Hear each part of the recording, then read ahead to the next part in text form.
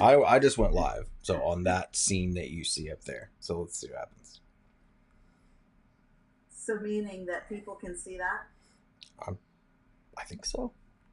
Okay. Oh. And they hear us.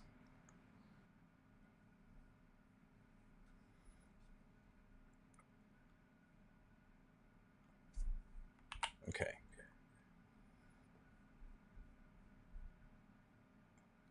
Can you hear me?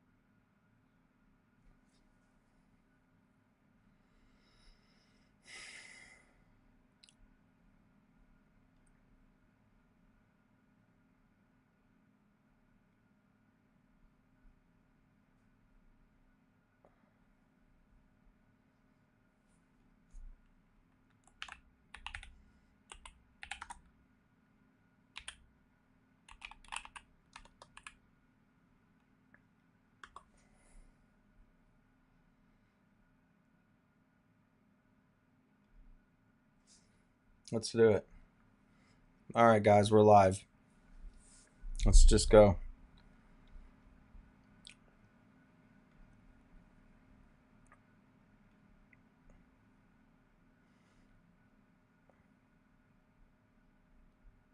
All right.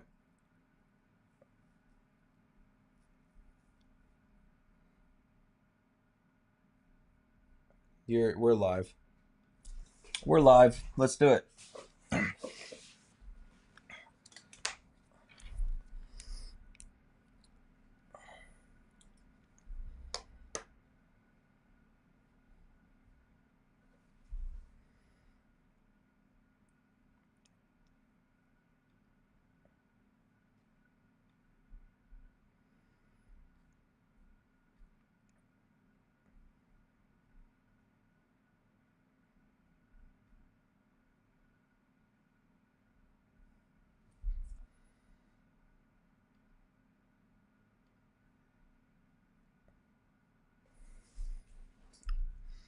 Hold on. Hold on, guys. Technical difficulties. You don't have any audio. I'm aware. Yeah. So we're gonna fix the audio real fast, and then we'll start. Let's see why you don't have audio.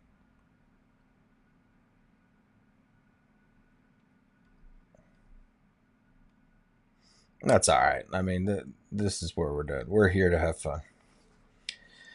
Okay.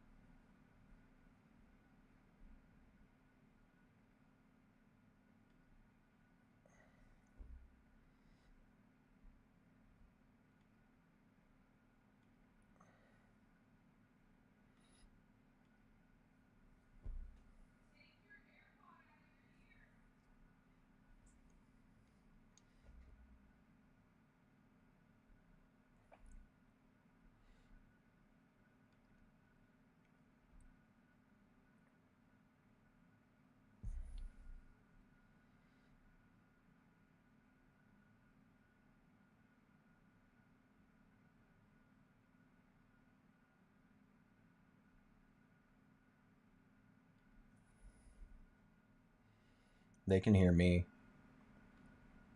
but they can't hear you guys. It's beautiful. So what I want to do.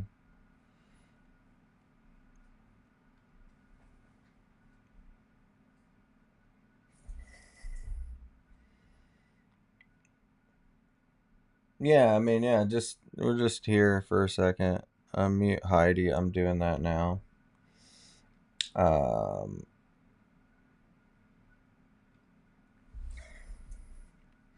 Okay.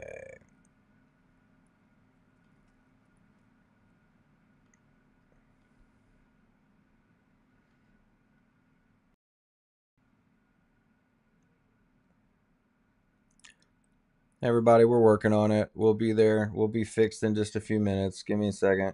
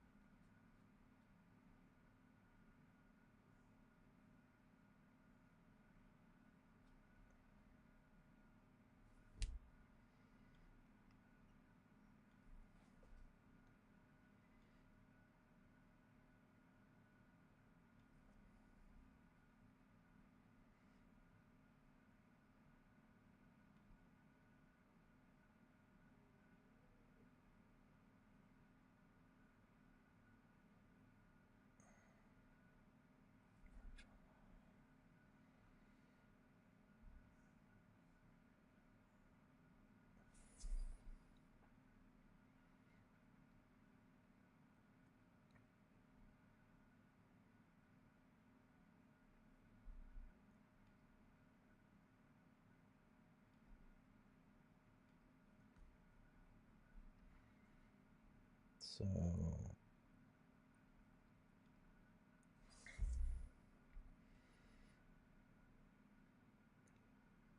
Heidi, can you hear me? Is there any? Can you hear?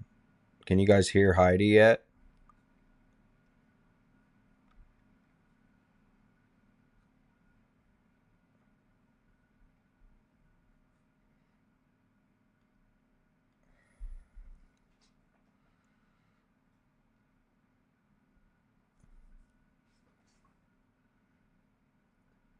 Now?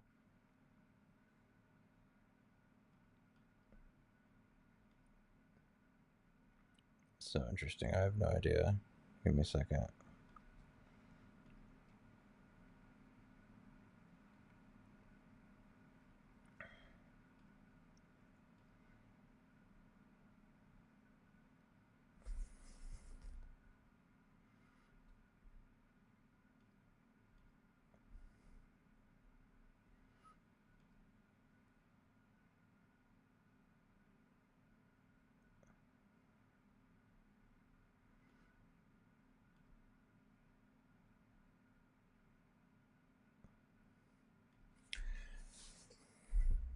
Okay.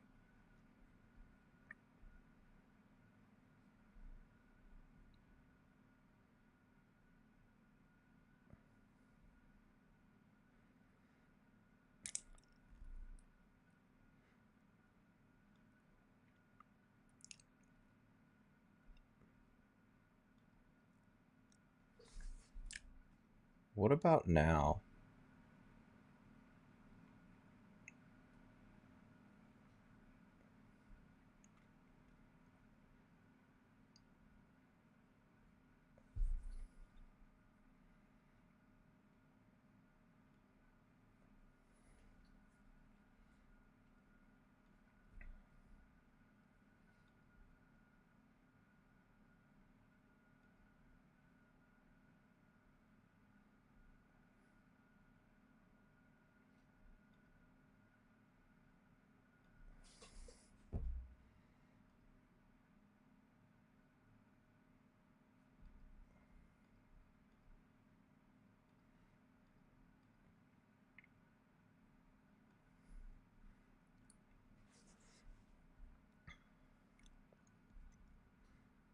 Yeah, it worked earlier. We just got to figure out why it's not working right this second.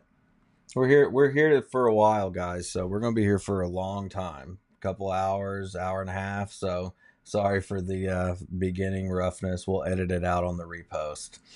But that's what going live is about, huh?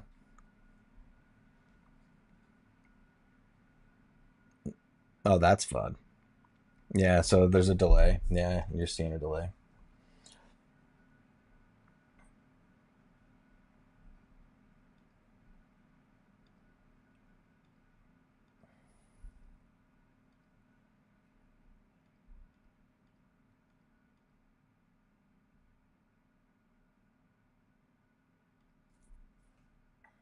So there's plenty of delay.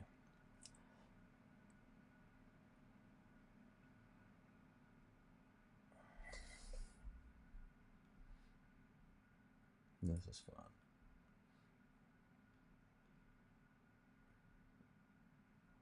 You should probably get a beer at this point.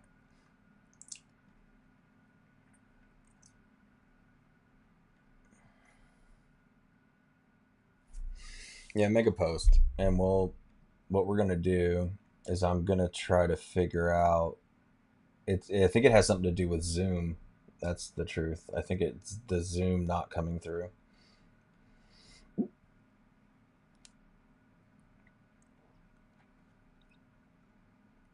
I love it. Face blue smiling.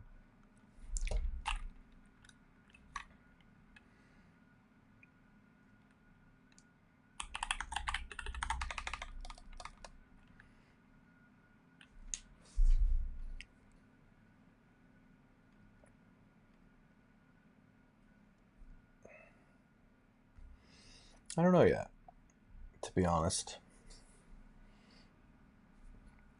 Um, Let me mute.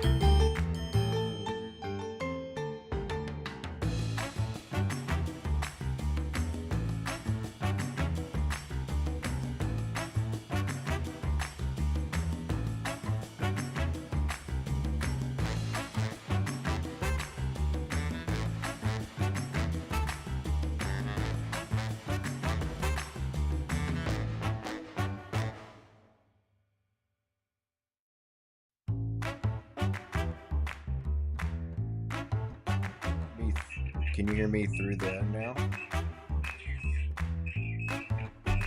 Yay. That's what I need to solve right there for a second.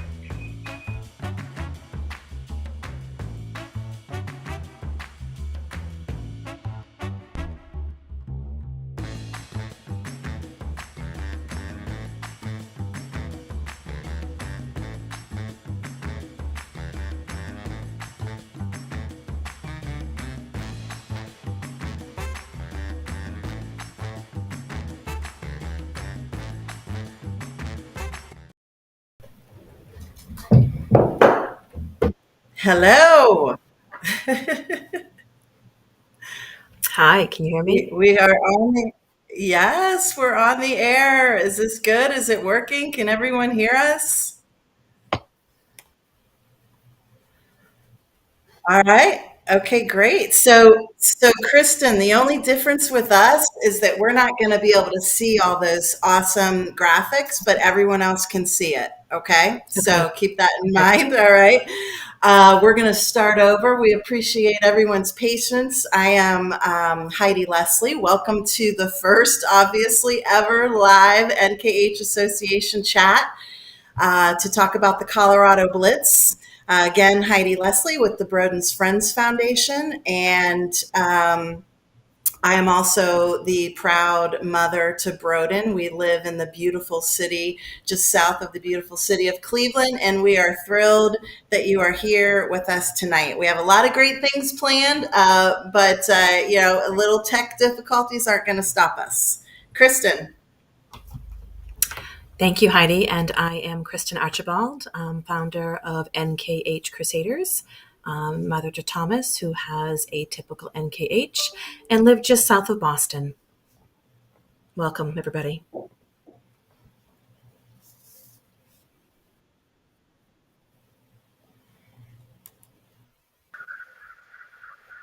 That's it, Brandon? You're Brandon? I'm taking off my headphones. It's not working. All right.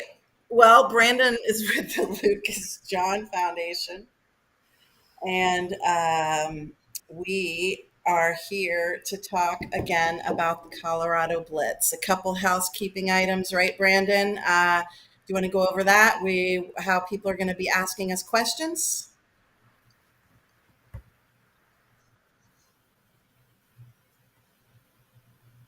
Yeah, I'm thinking your audio isn't great, but I can hear you typing.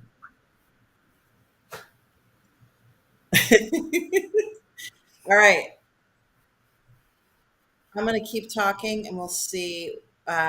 Kristen, I don't know if you can hear me, but if you I can can hear let you me know. fine. Okay. All right. Great. All right. So let's start while Brandon is figuring this out, Kristen, and let's just give everybody that's on right now just a brief introduction of NKH, non-ketotic hyperglycinemia. Do you want to just kind of chat a little bit about what that is, and then we'll talk about the treatment? Yeah, so for those that are not aware, it's a rare metabolic disorder that impacts the ability for glycine to be broken down through the liver, which causes an increase in the glycine in the blood and also impacts the brain. So it is an amino acid. It's something that is found in food. It's naturally occurring.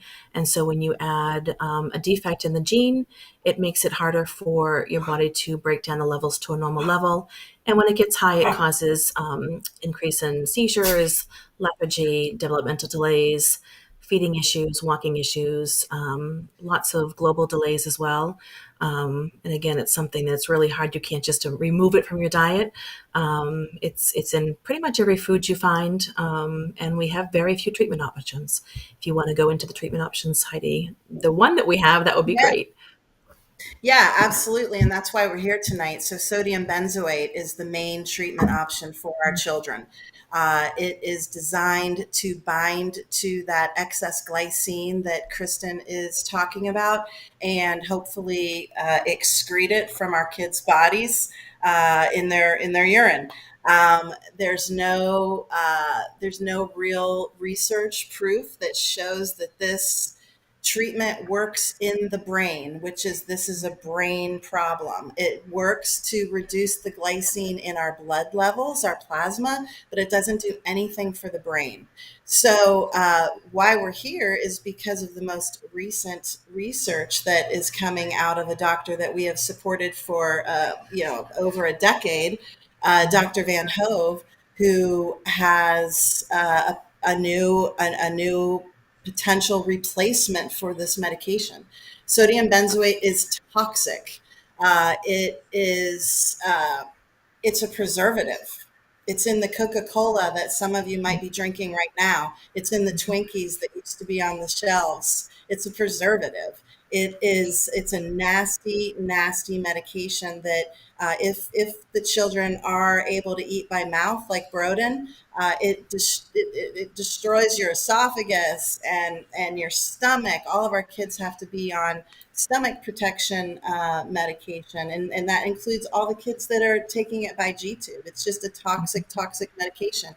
If you combine this medication with vitamin C, all of us want to have a healthy diet for our kids. If our children take this medication and then have vitamin C 30 minutes before or 30 minutes after, it creates a benzene acid, which is carcinogenic. So we're putting our kids at risk, and our kids take this medication 4 times a day on average, some 3, some 6. And And six. so 6 hours a day, our kids can't have vitamin C, which is crazy. And it also reduces the carnitine levels in our kids. And the carnitine is what's important to build muscle, and our kids need to build muscle. So, this is a toxic, toxic treatment plan. And we are working with Dr. Van Hove to attempt to replace this medication. So, Brandon, I don't know how your audio is, but we do have some great video clips from Dr. Van Hove himself in Colorado, talking about where your dollars will go, and also what these, as much as he can share about the two compounds that he's working with. Do you want to get to those, Brandon, or should we talk further about the compounds? We should talk further about the compounds, and then Okay. we'll play the couple Hi. questions and go from there. Can Okay. we talk a little bit about the types of NKH? We often really focus on the classic NKH, which Certainly. most are familiar with, and many may not be aware that we actually have 5 different types of NKH. We have the classic, the attenuated that Heidi spoke about with Broden, the variant, the atypical, and the transient. Thomas falls into the atypical category. Often you will find that most people have the mutation and a gene called the GLDC. It's about 80%. And there is another population of about 19 to 20% that carry it in the AMT mutation. So there are, multiple ways you can have the NKH. The presentation, even if you have severe, can look very different from child to child, depending on where the mutation is in the DNA. And the same thing with attenuated, atypical, transient, and variant. And the thing about what Kristen just shared with you is that all of our children take sodium benzoate, Correct. and unless the parents have chosen to remove the children from it, because again, some of us see improvements, but sometimes the risks and the detriment to this med outweigh the improvements. But so this new approach that Dr. Van Hove is talking about includes two compounds working together, and they not only help to reduce the glycine levels, but they help to normalize the folate levels, which that's about Correct. as deep as I can get into that. Okay, but I'm not the scientist. And this is the first time that this has ever happened, and so using them together, hopefully, will normalize the brain biochemistry and creating a much better quality of life for our kids. And this won't be just for, this will be this will be for everyone, again, that's using sodium benzoate to have possible benefits. But it's really going to be for the newer generation of kids, right? We talk about gene therapy all the time, and we are working hard on gene therapy. We also fund researchers for that. But gene therapy, for those of you that know anything about it, you just don't get a gene therapy replacement on day one after you're born, right? There's all kinds of things that have to happen in those first 2 to 10 weeks, 3 months of life. And during those 3 months of life, the high glycine levels do too much damage, too much Correct. damage. And so, yeah, maybe they'll get the gene therapy then eventually, but there's too much damage. And so this is going to be also a bridge from birth to hopeful gene replacement therapy, excuse me. And so it's really important. And then for kids like Broden's 16, right? And so, but if we can get a medication that will lower his glycine levels, excuse me, if we could get something that will lower his glycine levels in his brain, truly lower them in his brain, he will have an increase in quality of life. He will have an increase in IQ. He will be safer. He will have the ability to go out into the yard and play independently. He will have the ability to tie his shoes, hopefully. He will have abilities that he doesn't have today. And that's why we need you to go on that link and please donate those $15. Every dollar right now is being matched for this campaign by an incredible family, and I'll let Kristen talk about that. And so your 15 becomes 30 immediately. And I can't believe that we're only 10 minutes into this thing with technical difficulties, and I'm already getting emotional. So, Kristen, why don't you talk a little bit about the match, maybe, or? Yeah. So it's really hard to come on here and not be emotional, especially when we're talking about children of any age, our kids that are here, our families that have lost children. Because it's a daily struggle, it's a daily fight. And, if you are not familiar with NKH, or even if you are, when you think of that glycine that Heidi talks about, think of it like a cup. And we hope that sodium benzoate lowers it a little bit in that cup. And by lowering it in the cup, we hope it pulls a little bit out of the spinal fluid, which impacts the brain. But, it doesn't really protect the brain the way this compound that Dr. Van Hove is working on is showing to do. And so to be able to think about, giving our kids something that is less toxic, that we don't have to worry about getting sodium benzoate toxicity, which is another big risk for kids. This is a compounded medication that we can't just go to CVS and purchase. A lot of it's not covered by insurance, so parents are paying out of pocket. And to save money, they often have to get a powder and make it themselves, or they're relying on a compounding pharmacy to make this medication and hope that they're really being diligent in how they make it and the dosage is right. Dosage is so key for our children. Heidi talked a lot about how if their kids are taking it by mouth, how it can burn. If you get it on your skin, it will actually turn your skin red and it's painful. So you can imagine having to give it to your kids 4 or 6 times a day. And we also don't have any long-term studies on side effects for long-term usage. The reality is we talk about our kids, but when Thomas was diagnosed, even with mild atypical, we didn't think he'd make 10, then 15, and, now he's 20. So, and that's such a blessing. But again, we don't know what using large volumes of this, medication or this treatment is doing for our children. So we are so incredibly blessed that we have Dr. Van Hove working on this, number one. But number two, this month we are really dedicating to help him fund this level of research for the compound that's needed. And we have a family, an NKH family, that's been impacted with 2 children with NKH, and they have generously offered a matching campaign between, it was February 1st and the end of August, of up to $150,000 for NKH research.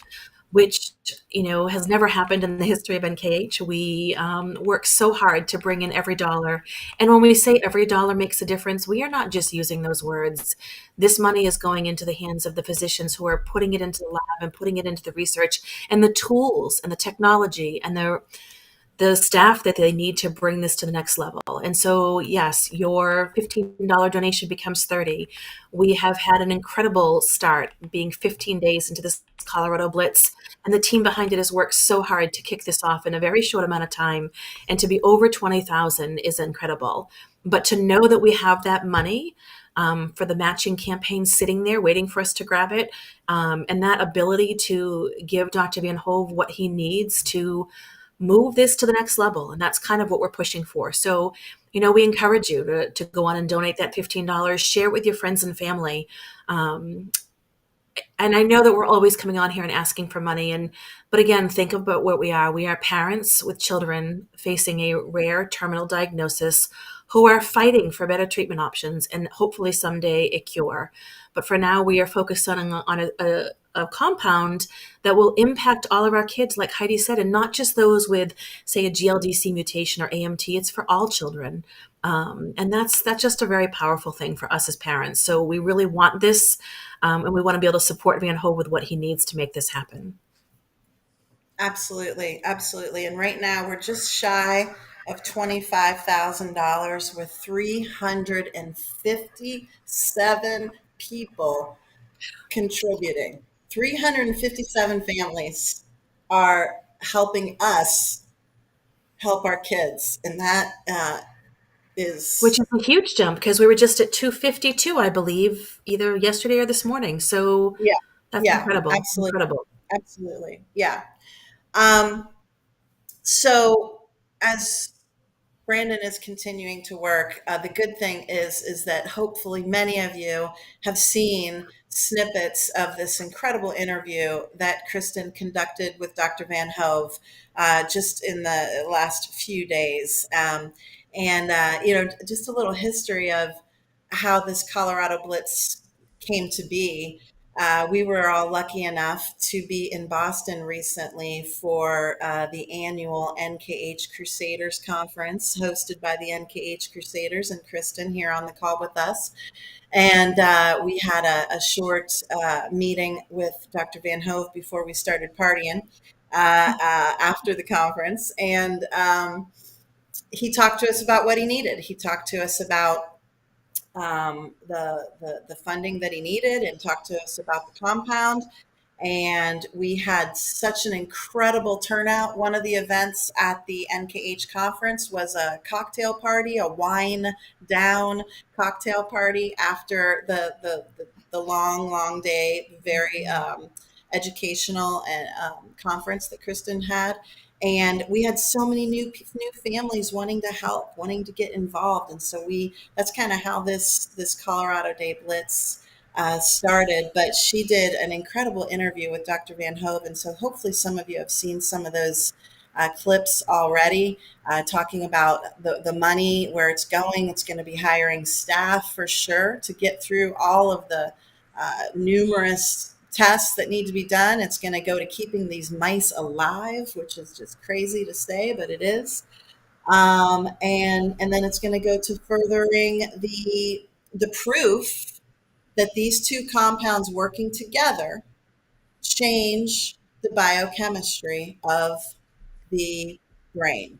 And that's what he's going to be working on. Kristen, do you want to talk some timelines based on what he has shared with us? I mean, timelines, we've been burning on timelines before, folks. So we got to remember that we're trying to cure a rare disease, which literally right around 500 people in the world have. This is not an easy task. So timelines are hard. But Kristen, do you want to speak to that a little bit? Sure. So timelines are hard, but we're talking a lot about Dr. Van Hove, and this is a doctor who has been so committed to our families. And I don't just mean the research part, I mean our families. This is a doctor who, if we have a new family diagnosed and we reach out and say, this child's not being treated appropriately, or the doctors don't know how to treat or don't know dosing, will get on a phone call within hours, and work with the family and work with the physicians and work with the hospital to make sure that the child is getting the best of what they can. This is a doctor who will take phone calls in the middle of the night from families in crisis, a doctor who has donated his own money back into his research. But and there's a genuineness there that when we talk about Dr. Van Hove, it's just a man who's committed his life to a cause that he believes in. And he is not one to give timelines. I have known him for a long time now, and I have met with him for over 15 years, since we started with the NKH Crusaders, and he would never give a timeline before. So for us to have even a snippet into the future with him, sharing dates and a potential timeline with us is very reassuring on one level, but again, we want to be optimistic and we want to recognize that things do change. So when we met with him, he is very hopeful that with these funds and the extra staff that these funds will provide, that we will be able to move this study and the research that still needs to be completed on these compounds to the next level within around 18 to 24 months. And then from the time it moves from, his very capable hands into, we hope, a pharmaceutical company to take it to the next level, and look at either bringing it to clinical trials or safety trials. He is giving us roughly a 2 to 3 year window. So you're looking at anywhere from a 2 to 4 to 5 years maximum time frame, which I know sounds like a long time. But if you can imagine, I'm 20 years into this process. Heidi's 16 years into this process. We have families that are days into this process, weeks, months into this process. And 20 years ago, besides having other families to talk with, we didn't have any hope. We were told there would never be a treatment, there'd never be a cure. And that's something that Heidi and I will definitely talk about tonight is how we got here. How did we get to this point with our community, our foundations, our work? But to know that in, potentially 5 years, we will have something not only better and safer, but the key word is more effective. Like, we need something that's more effective for our children. And, especially as I know everyone focuses on gene therapy, and we are too. But like Heidi says, if your child is born and even if they qualify for gene therapy, insurance can put blocks in the way, and it could take 3 months plus to get an approval. 3 months in the terms of NKH, when that glycine is being loaded in the plasma but not being loaded in the brain, is detrimental for children. So to have something that can give better protection, that's safer and can be administered, very quickly, that's, approved, will be a game changer for our future children, our next generation of children that will be impacted by NKH. I'd love to say it's going to go away, but the reality is there are new children being born, every day and every week. So this 5 year window as a maximum sounds pretty good to me. Right. And it's important to know that we have been burnt on timelines. You all know that, so we've been burned on timelines, and we have to continue to remember that we're not the scientists, we're the parents. We're doing everything that we can. We're controlling everything that we can control.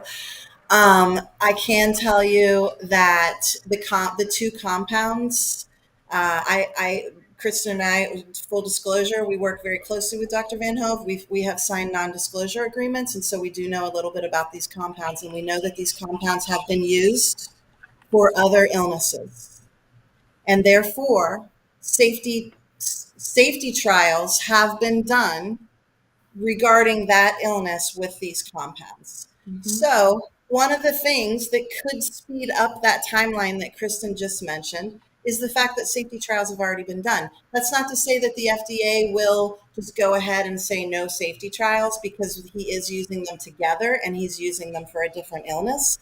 But the fact that they're already being used, and thousands upon thousands of people already take these drugs for different things with success and no issues, no terrible side effects, is huge and can move this up.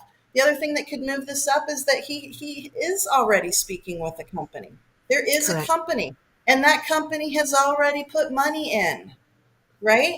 So these are things that could potentially move that initial 18-month to 2-year time frame that Kristen mentioned it could move it up. Are we going to say it's going to move it up? No, because do we know that for sure? No. But do we know that there are things that are happening behind the scenes that could move that up? Absolutely.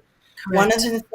One of the things, Kristen, is the fact that we just spoke to the FDA, everybody, December 15th. There were 8 of us that sat in front of the Food and Drug Administration of the United States of America. One of the coolest things that I have ever done, organized, of course, by the NKH Crusaders. And that's big. That's big that we were there just in December. Kristen, do you want to Yeah, speak I mean, that's so big. So big. to that? Perfect. So yes, I mean the FDA. So labor of love, definitely a labor of love that many of the families that spoke can attest to. But we really worked hard to give them an agenda that would highlight many forms of NKH that we spoke about, from the mild to the attenuated to the severe to those that are to a family has one child who's living but also has lost a child to the disease, to the risks of the sodium benzoate, to the amount of medications and the schedules and the seizures that all of our kids go through on a daily basis, and the way it impacts families, and not just the child but the family as a whole. We were able to share all of that with the FDA. We were able to share the concerns we have about the sodium benzoate. We got amazing feedback on the presentation. These 8 families spent months working on their scripts to share. We had only 8 minutes to share a lifetime of history, and trying to put your child's story into 8 minutes is 8 minutes per speaker, by the way. per 8 minutes per speaker speaker. is Spoke very, for very 90. hard to do. Yep. Yeah, It was a 90 90-minute minutes. presentation. And they were very moved. When we finished our presentation, there were tears by the FDA. There were really good questions by the FDA to help us know what the next steps are needed to get ready for future clinical trials. The timing, I truly believe, was perfect because if we had done this a few years ago, we would have been, even further out from potential clinical trials. So to know that we were able to present to them in December, share our stories, share about the NKH process, the disease, the hardships, and again, the impact on our families means that when something comes in front of them, they will remember the stories of our children that they heard. I wish we could have, highlighted everybody's journey, but I will say that those families that spoke did an incredibly moving job of making sure that the symptoms were heard, the difficulties were heard, and again, the impact on their daily lives was heard and felt by the FDA. Absolutely. And that what we spoke to our most burdensome symptoms. We Hmm. spoke to our current treatment options. We're talking a lot about sodium benzoate. We also, some of our families employ what's called the ketogenic diet. Hmm. And that's really it. Seizure meds. The other meds are just to manage the illness, right? So we spoke to our most burdensome symptoms. We spoke to our treatment plans, and then we spoke to what are we willing to risk for clinical trials, which is an incredibly difficult question. And for the NKH community that's out there listening to us right now, really that's something that we would like you to put some thought into, right? What are you willing to risk? Some of our children right now, as severely affected as they are, they're stable, right? They're Correct. stable. Do we want to rock the boat? Do we want to, potentially take them off one medicine to try another medication when we're not sure if it's going to work? And, we got our seizures controlled, or we have this controlled. What other risks would you be willing to take? How far might you be willing to travel? Are your Mm. children able to get on a plane? The Um, barriers. Yep. yeah, so many things, and it was they had great questions for us, and we were we're excited. We have a lot of projects going, as you can all imagine. Most of us also have other jobs. And so we are working on creating and finishing up the summary of our FDA presentation for everyone to see and read and ask any questions that you might have. But yeah, it was a great thing that we could take control of. And one of the things that was highlighted during their FDA presentation by the FDA was the strength of our community. You know, we did several polls to get ready for the FDA presentation, and one of them was about willingness to participate in clinical trials. And we had a fantastic response to the survey, and about 98% of the population said yes.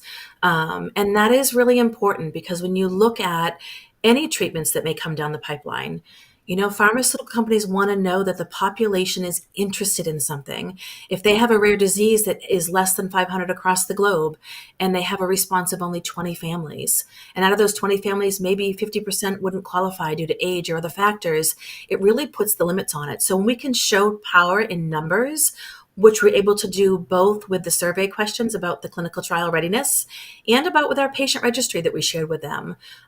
Right now, we have 178 families enrolled in our patient registry, which for a disease that we are estimating less than 500 is really strong. Do we need more? Absolutely. And if you haven't participated in the patient registry and would like to, get in touch with us. We will sit down and walk you through it. We'll make it, you know, as easy on you as possible. But this is the information that we need now at this point to begin to get ready for what these doctors are working for, which we hope will be clinical trials. So again, strengthen numbers, strengthen our community. And we definitely can feel that strength. We've come a long way. We've always been blessed to have a strong NKH community. When I came into the picture 17 years ago, it was far different. We didn't have the social media, availability that we have now. We had a great parent network through the NKH network, but everything was done through phone calls and emailed, not even emailed, it was mailed newsletters that somebody took the time to type and mail out to families. But we still were connected. And if I had to say anything about our community, I would say that is the one thing that I've said consistently since I've been part of it, is that families want better. They're willing to put the time and the energy in. And sometimes it's just them not knowing how to do that. And so this Colorado Blitz has been so successful because I think families are ready, but also we've been giving them tips, or Heidi's been giving them tips and tricks to make it easy. Again, because we have that power in numbers, and we want to show, Dr. Van Hove, that we are 100% behind him, and that we are not just 100% behind him in the patient registry or in our words, but we're able to financially, step behind him and support him in the ways that he needs to do his job effectively. Absolutely. And that is important thing to discuss tonight, and something that we've been working really hard is unity, right? Broden was born in 2008. Our story started when he was born, but it wasn't until February 15th of 2009 that things really went crazy. And then it wasn't until 2010 that we started the Broden's Friends Foundation and started building relationships with the doctors, and of course, Kristen and many others. But we were just a bunch of individuals going around being just told that our kid is literally going to die. And we're just running as fast as we can, in a bunch of individuals around the country, around the world, just running as fast as we can to raise money to get it to the people that claim they can help. Right. Well, then finally, in 2019, again, thanks to a lot of the leadership from Kristen here, we came together and we created what we coined the leadership group, which was at that time a small group of us, Kristen and myself, Broden's Friends, and Amanda Almany with the Nora Jane Foundation.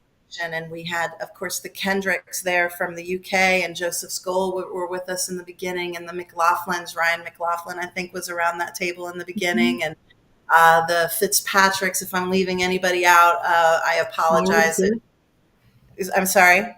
Sarb family, yep, we had Our some strong family, families. absolutely. And so we came together and we thought, okay, well, maybe we can utilize each other's resources and maybe we can work together.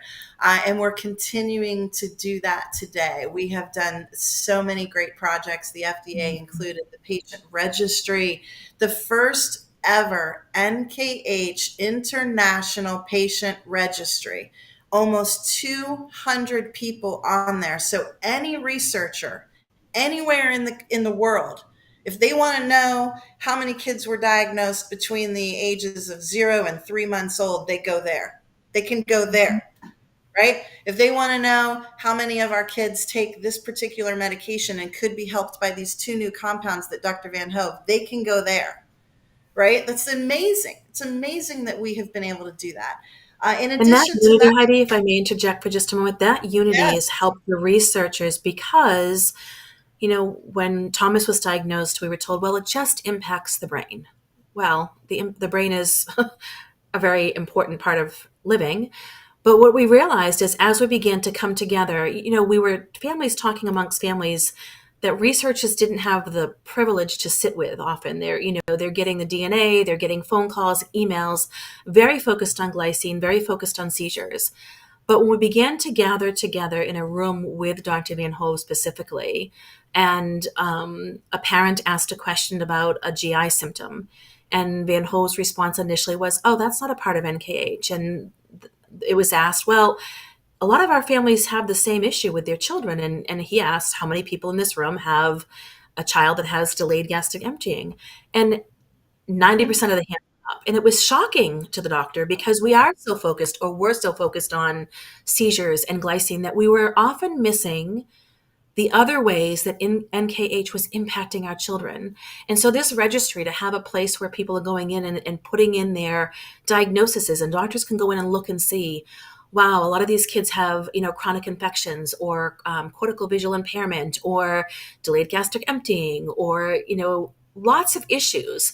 The more that you look at that, the more that they are able to look at their research to make sure that we're not just fixing the glycine, that we're really making sure that we cover the child completely as we can. And it's allowed researchers to look at aspects of the disease that they didn't believe were impacted before, including the immune system. We have said time and time again that a lot of our children are not passing from seizures, but they pass from infections. And that was kind of overlooked. And now all of a sudden it's become a topic of conversation amongst researchers.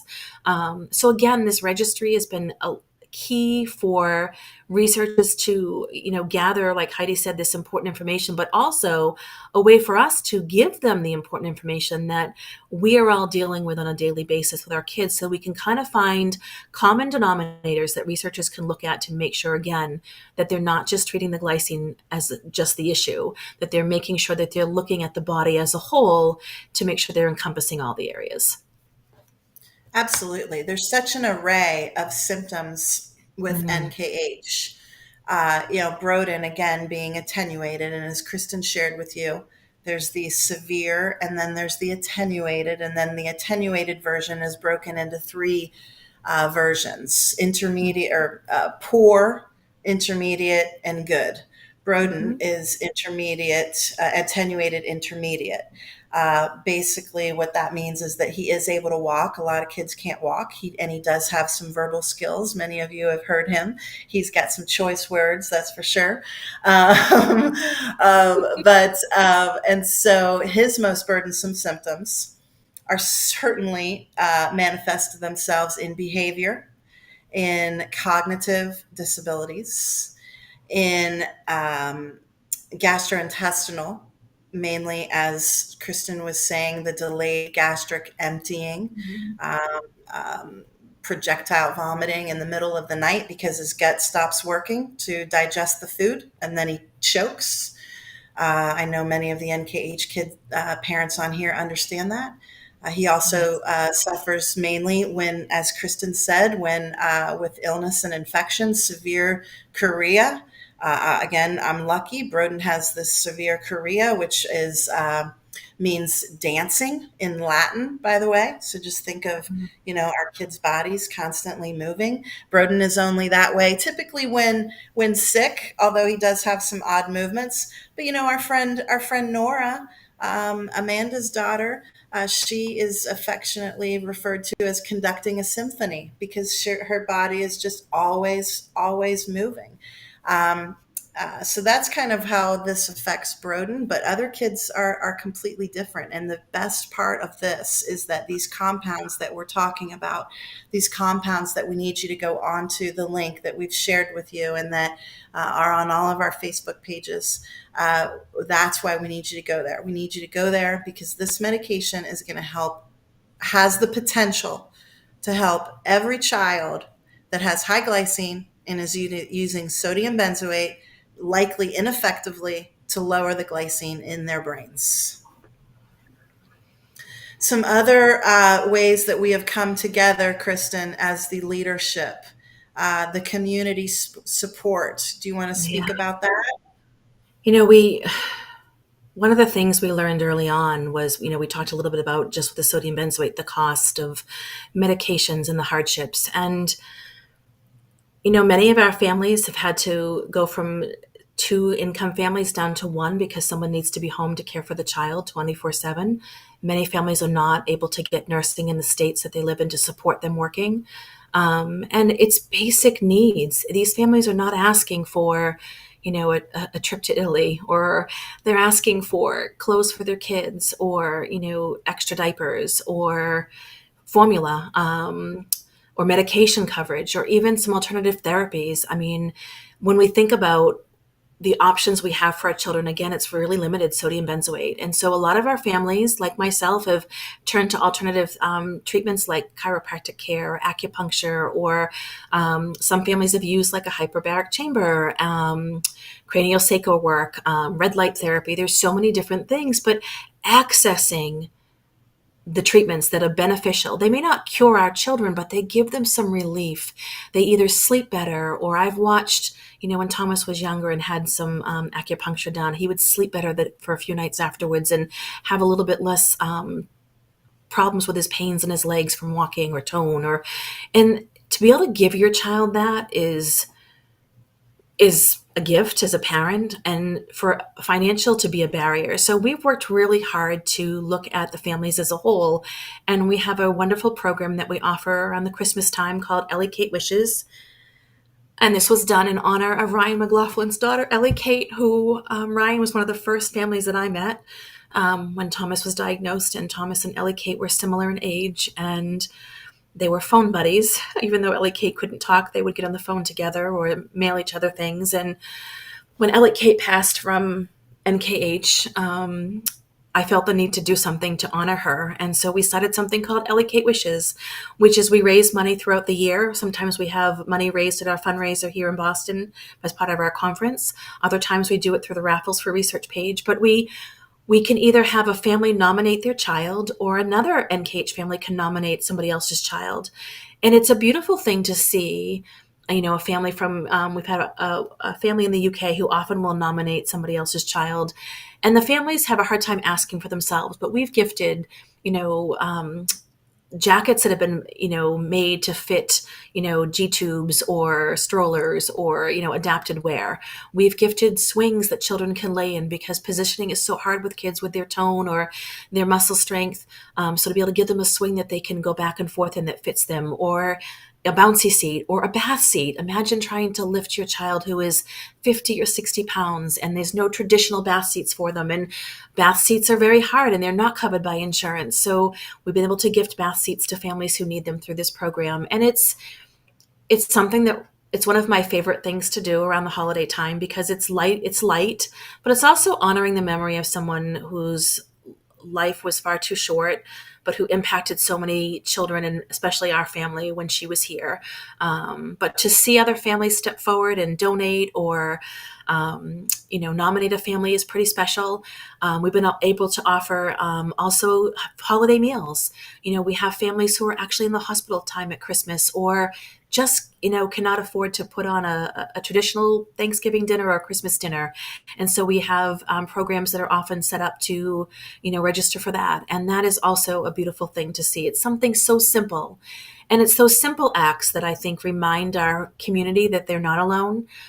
Because we can get so focused on the disease and the symptoms, and so to be able to give them something that makes them smile and makes their burden a little bit easier has been beautiful to be a part of. And we have a very giving community. So we've been able to do the Ellie Kate Wishes for, I think this is our 10th year. So it's pretty spectacular.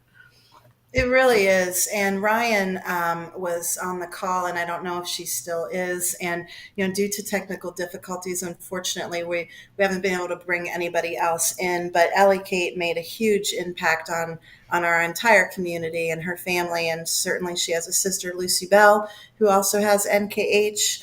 And so we very much value them and all the work that they have done. And I think that we also, it's important to point out that we bringing all of us together in a leadership group, if you will. We all were individuals, as I said earlier, running around, but we all have like our unique missions. For instance, Broden's Friends was established specifically for research. All money that Broden's Friends Foundation has ever raised has gone directly to a scientist's hand. But we've got then the incredible, generous, the John Thomas Foundation, Yes. run by Tom Swoboda out of the St. Louis area in honor of his godson, John Thomas, and his mom Cindy may be on here. I don't know, but if you are, thank you very much. And so they gift things like pea pod chairs and so many things to help for the quality of life, and something that might be hard to hear, something that is hard to say. Um, I sold life insurance as a living for almost 20 years. And, you know, our kids can't get life insurance, right? Our kids are born sick. I was lucky enough, I sold it. I got life insurance within the first 10 days of Broden's life, and he wasn't diagnosed yet. All right, so he has life insurance, but our children are most of our children don't, and so when they pass away, um, it's a challenge. It's a challenge. I hate to bring that up, but it's a challenge. And the John Thomas Foundation is a foundation that has helped our families give The their John Thomas children Foundation is a dignity. lifesaver.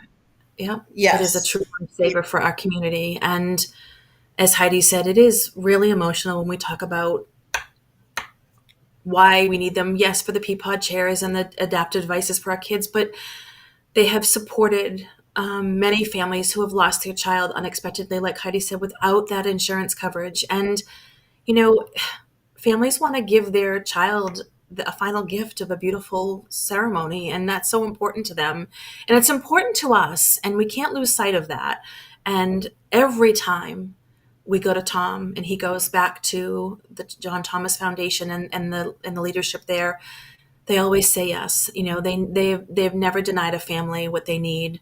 They're so giving. They work so hard with their fundraising throughout the year. They have incredible donors, and it allows us to support again this unity and this support the families, like Heidi said, in ways we've never been able to before.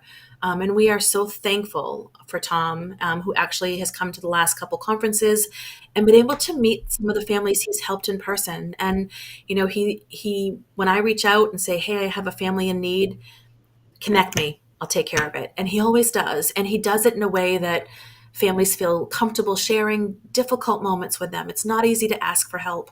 It's humbling, but we want them to. And the way that he approaches them and supports them, um, it's again a absolutely. beautiful thing to see. It's amazing. And he would be here tonight. His godmother actually passed away, I believe, on Tuesday. He sent a message to Brandon and I this morning in his coaching way, telling us to go and get done. That's so true. And yes, he did. And he sends his love and is behind this entire project. So um, let's see, some other folks that are involved in our leadership group, of course, is the Nora Jane Foundation, again, out of St. Louis, which is awesome. And they are currently working on a fundraiser for what is it, a UTV or an ATV, I I think think? it's an ATV type, yeah. And the Okay. tickets are almost gone. I think there's like 60 tickets left. So if you haven't gone to her page, go to her page, purchase a ticket. I'm buying tickets, and if I have to drive to Missouri, a great excuse to drive to Missouri to pick it up. Not sure how I'll do that, Yeah. but I'll make it happen. It's funny. I like And it. The John Thomas Foundation also has their big annual golf outing coming up. I believe that's Yes. on June 7th. I think it might be sold out as far as participants, but I don't. But I know that if anybody would like a sponsor or anything like So that, it is definitely an ATV. That was corrected. Okay. It's definitely an ATV in the chat okay, that's being okay, given away. and Well, and they can still do, oh, if you don't, like you said, if it's sold out, you can be a sponsor, or you can donate a raffle item. Part of what they raise, is raffles. We talk about it here in Boston. Part of what makes everyone love to come to our fundraiser, besides the families, is they love our raffle items. So that helps generate money. So if you want to donate a raffle item, we can get you in touch with them or be a sponsor. And the same thing with Nora Jane. If you have questions, put it in the chat. We'll make sure you get the information. We'll make sure that we're able to message you and share that with you. All of these ways to support the cause. It means a lot. yeah, speaking of raffles for research, if you guys haven't checked that page out on Facebook, you absolutely have to. I mean, the items that are that are raffled off are they're really great things. Patio furniture, heaters, all kinds of different chairs. Like it's just it's awesome, and like you 10 bucks a try, 20 bucks a try for some big ones. They say anywhere between maybe 10 people involved up to 20, and you can win some great stuff on there. It's a great place, especially before the holidays coming up. Mm. It's the the cash raffles. In fact, I think there's one going on right now, Kristen, right? There is. We have a 50-50 up right now. So it's $15 a chance. It'll be 50% will go to research at the Colorado Blitz, and 50% will go to the winner. We also have a Yeti raffle up right now. That is, I believe, $25 a spot, but we're limiting spots. So I think there's only 20 spots available. So you have a pretty good chance of winning.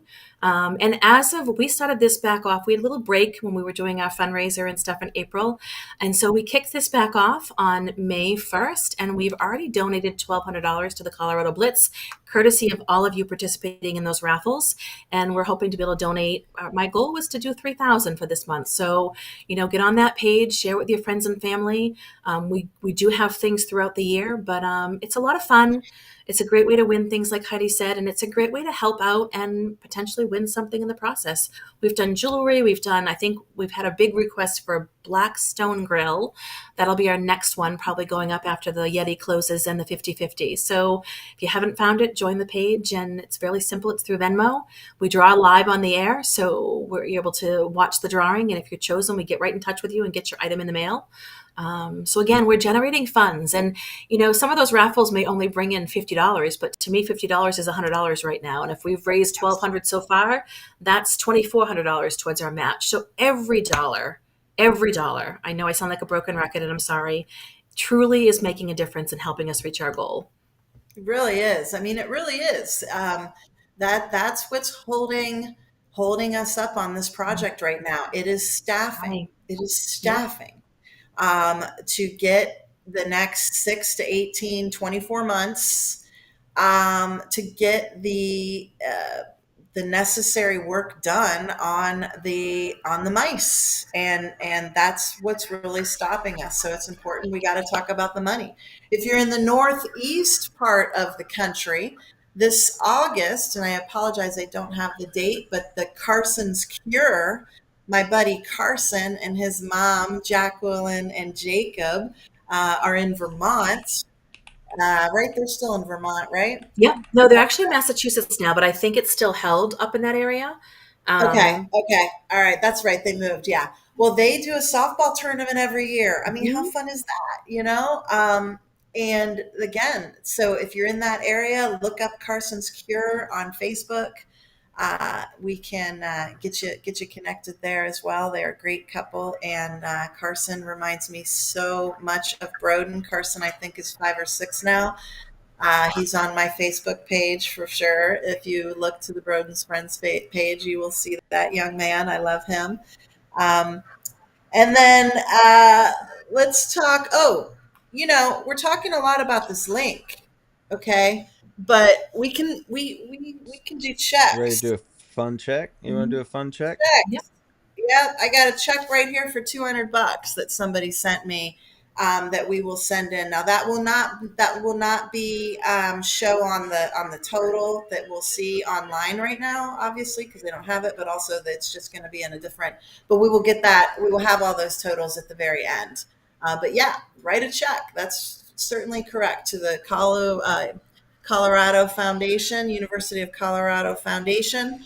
Yep. In the notes, you'll want to put the Broden's Friends Fund with the account number D/0031893. That all goes to Dr. Van Hove to work on this.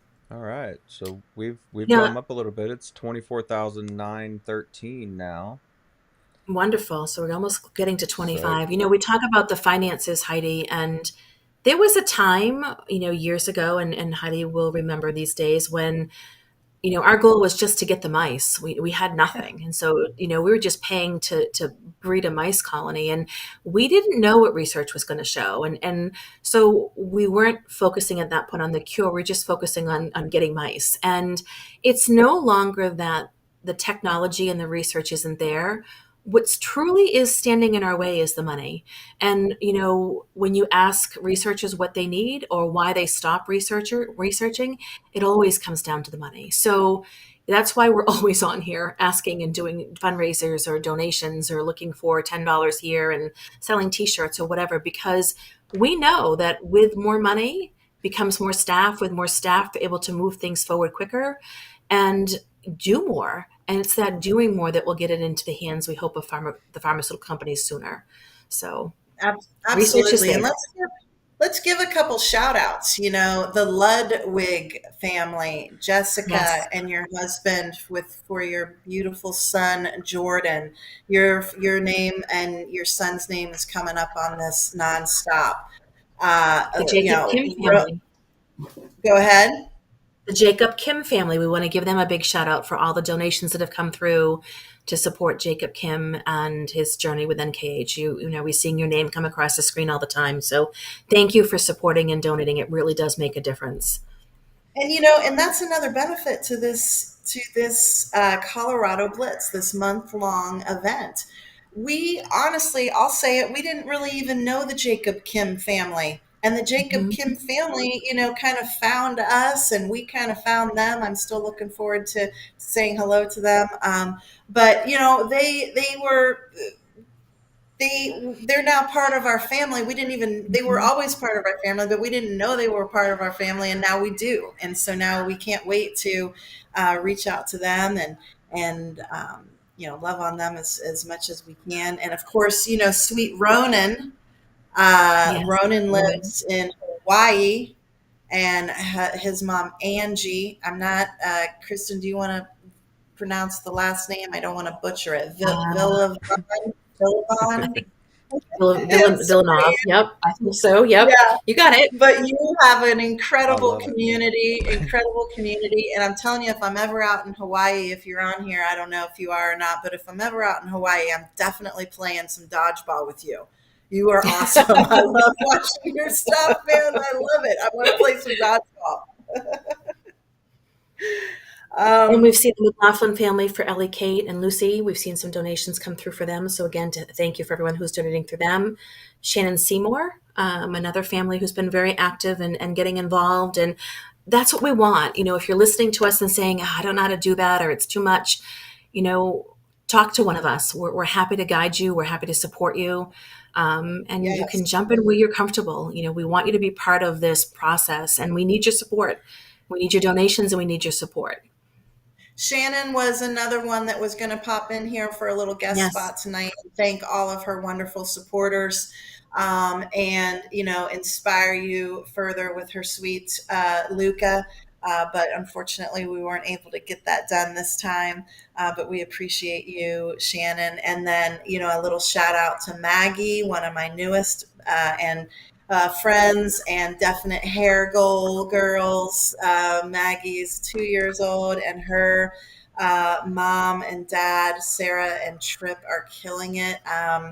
If my sister's on here, don't listen because I just bought some stuff from Sarah that I'm going to give you as a present. But so she's killing it with NKH t-shirts, and I'm excited to get those. Maggie has been in and out of the hospital here recently, so we want to give her our love and prayers. In fact, I think she was back at the emergency room today.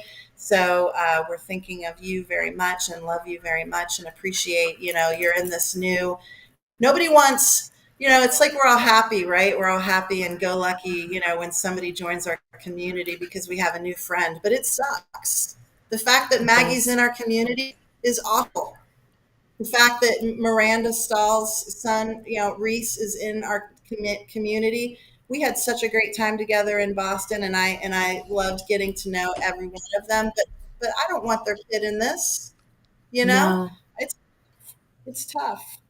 And we say that. I want to do a couple more shout outs, Heidi, Yes, if we I can. can. So to the Costa family, Shannon Lochner's family, for Jack Leah Costa, who's been a big donor, and we're seeing lots of donations come in for Jack Urban, the Urban family, who has also their own foundation, and I believe a fundraiser coming up in this month. I'm not sure of the date, but they are actively fundraising as well. And I'm seeing lots of people put in for Jack's name, and Jack is just adorable. He actually lives here in Massachusetts, not too far from me.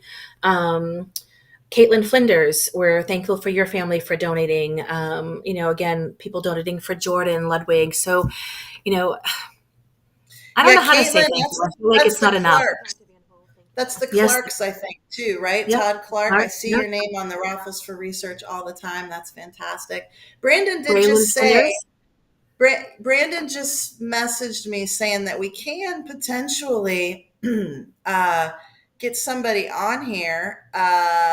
I don't know how we do that, Brandon, but Shannon, if you are listening and you are on and you just want to pop on, send me a message, and we will. I see your green light is on my messages. So if we want to figure out how to do that. Yeah, What? if she wants to come on, I'll just send her the link. She can come on her phone. Okay.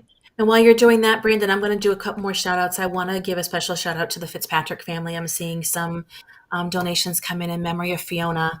The Fitzpatricks have worked so hard to raise awareness and funds for research for a very long time, even after Fiona passed. And we're so grateful for their love and support in the NKH community. They're still very connected and tied. I'm seeing donations come in for the Sarb family.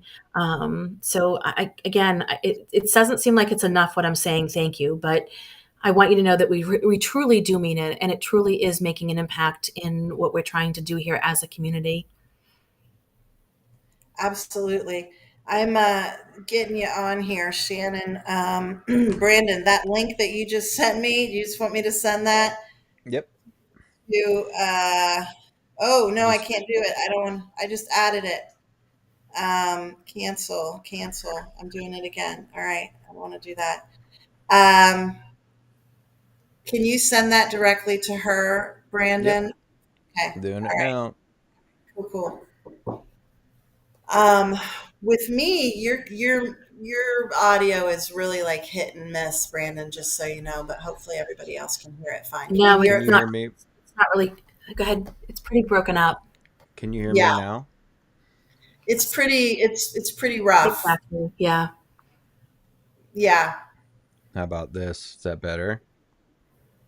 It's No. better than the first one, but it There you is go. pretty good It's just echo. staticky or what? Staticky Yes. and Hadapaya. echoey. Yes. Is But Okay. Michelle Sarb on? I want to I'll give a look at special it. shout out to Michelle Sarb as well and their family for all their.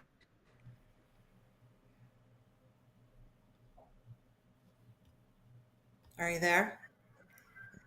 Amanda Well, Almany, of course, Chancey Culp, She's on now. um, Yep. Joe and Molly Urban. We have a great community, and we want to grow it. absolutely. And that's what we're doing as we're waiting for Shannon to pop in. That's what our goal is with this leadership group. And we're talking Did we about, lose it? Is it still there, Heidi? what? Can you hear me? Yeah. You Okay. can All hear right. me? Yeah, I can hear you, Kristen. The leadership group, I you all a few times now through Zoom and also live at our recent conference. And we're really working to come together in an even greater way. We're throwing around some different terms like an association, an NKH association. But bottom line is all of our skills and Heidi, can talents you still together. hear? I can hear you, Kristen. Brandon, do you know what's going on with Kristen? I don't. I'm in the middle of trying to figure that out. Okay. Well, let me send her a message so that she She's here. knows. Yeah, I can hear I can hear. you. Talk, Kristen. I don't know if I've lost my end or if we've been lost through them. Can somebody put in the chat whether they I can still just hear me? did. Great, thank I you. just, yeah. Hello, Can Easton you hear family. me I see now? that you're on as well. What? Yeah. All right. So, Brandon, are you still there? This is crazy. For those of you that are still there, I really appreciate you being here. Maybe he's getting, okay, I'm getting a message that I can't be Hi, heard. Michelle. I'm here. Can you hear me? Yeah, but you're just rough, Brandon. It's Yeah. like Still? Charlie Brown times 3. Oh. All right. Well, I'm gonna get Shannon in here. I think I'm frozen, guys. Okay, I'm getting a message that I can't be heard. Hi, Michelle. Yeah, but you're just rough, All right. Brandon. Well, apparently Michael can hear me just fine. Charlie Brown times 3. I said that like a minute ago, though. Yeah. There's some delays. All right. Okay, Well, I think I'm frozen, guys. we love that everybody is here. It's rolling on to 8 o'clock. I'd love to have some other people come on, but if we can't do that, Brandon. Michael can hear me. I'm doing it right now. I said that a minute ago, though. Yeah. All right. Well, we love that everybody is here. It's rolling on. Woo! Somebody messaged me and said we were going to need to do a shot of whiskey after this. I'll tell you the truth, and we probably will. I'm doing it right now.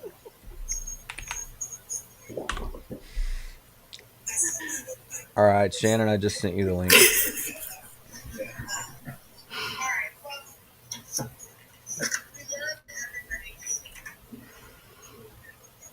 Kristen, are you there? I think it's going great. Good. So you're there, Kristen?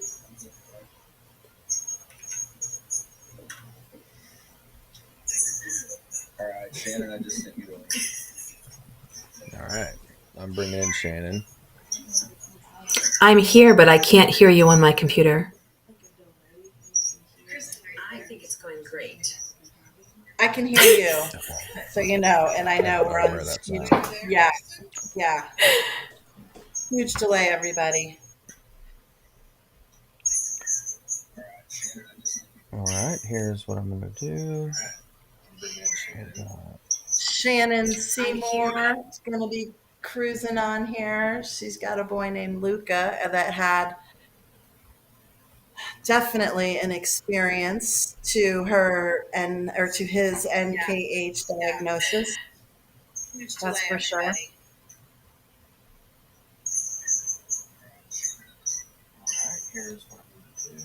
All right, here she is. Shannon Seymour is going to be cruising on here. She's got a boy named Luca. Hello, everyone. Definitely an experience to her to his NKH diagnosis. One second. Can you guys hear me? Yeah, it's pretty rough. All right. Can you guys hear me? Hey, Shannon. Hello, everyone. Hey, how are you guys? Great. Thanks for being here. Yeah, I just Yes, figure I'll pop in and talk about Luca. absolutely. Yeah, Please. Um, it's pretty rough.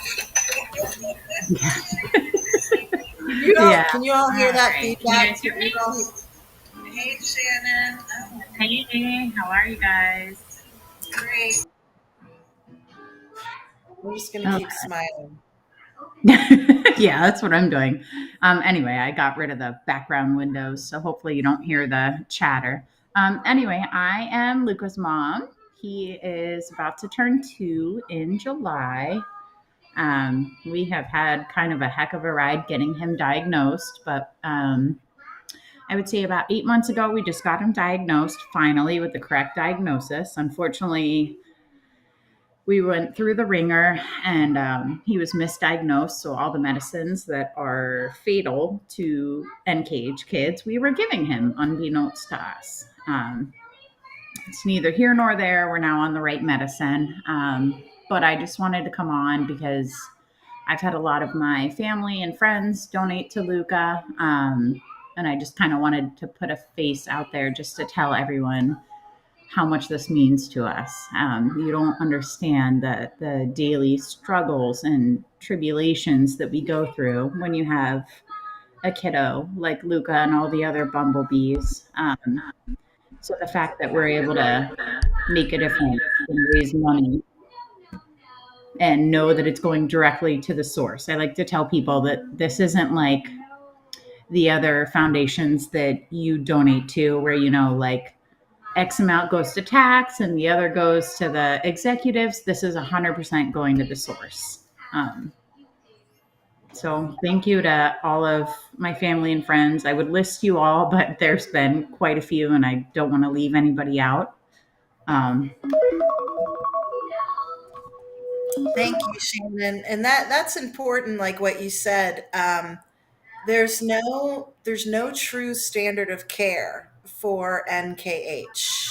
Mhm.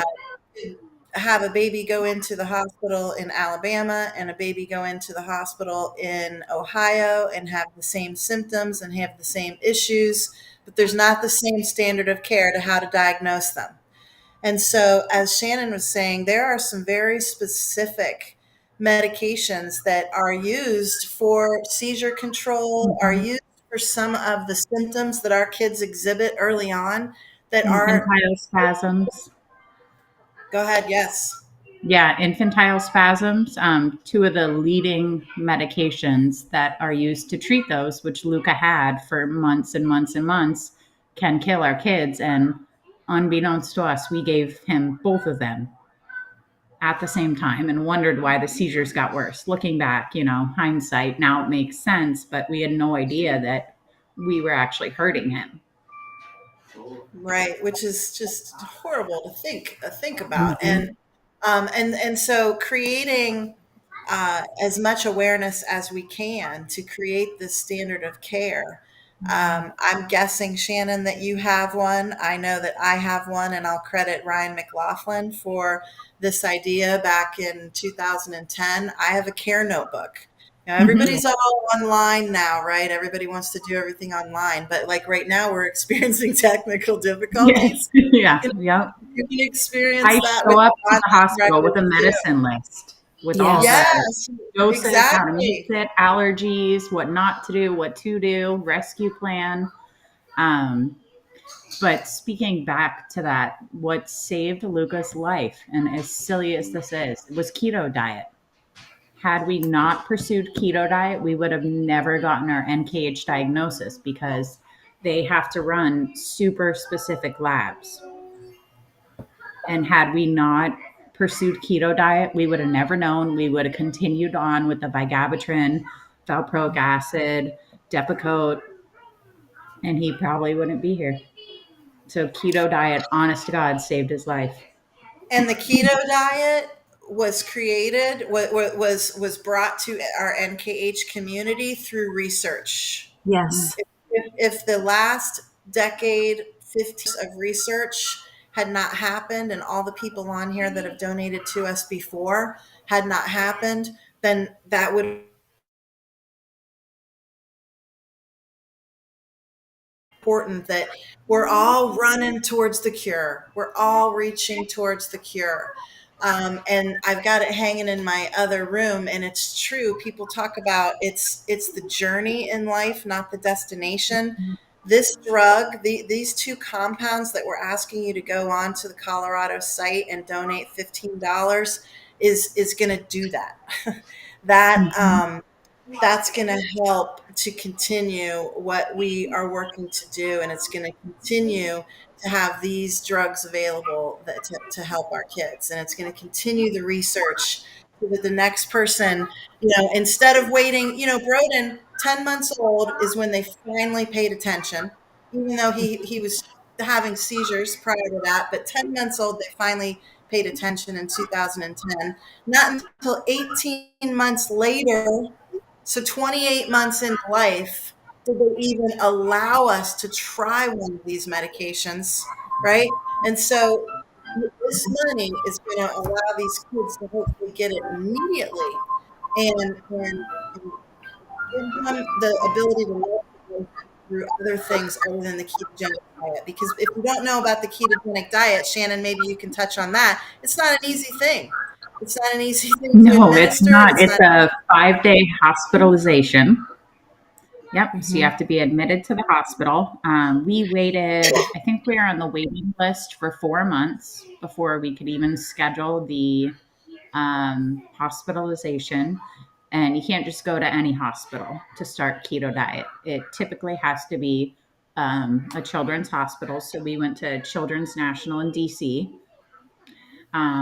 And we tried and failed 3 times to start it because of respiratory distress. Again, unbeknownst to us, giving him these medicines were compounding everything times 100. Um, but by the time we finally got him stable enough respiratory wise, then they ran all the super, I don't want to say complicated, but they're very like intricate labs they have to run to check all their levels and make sure that we can safely transition to keto. And that's the only reason that we picked up on the glycine. Otherwise, we would have never known. And like I said, we would have continued to have given him these two toxic medicines. But again, it Right. just, the ebb and flow of life with a child with genetic disease. Absolutely. Absolutely. We were sorry not to meet you in Boston. I know that you and your family had planned to come, We but did. Luca And got sick. Yeah, yeah. So, he was hopefully on we the can. ventilator. So luckily he came off and all is well. But we're really hoping next year we can come.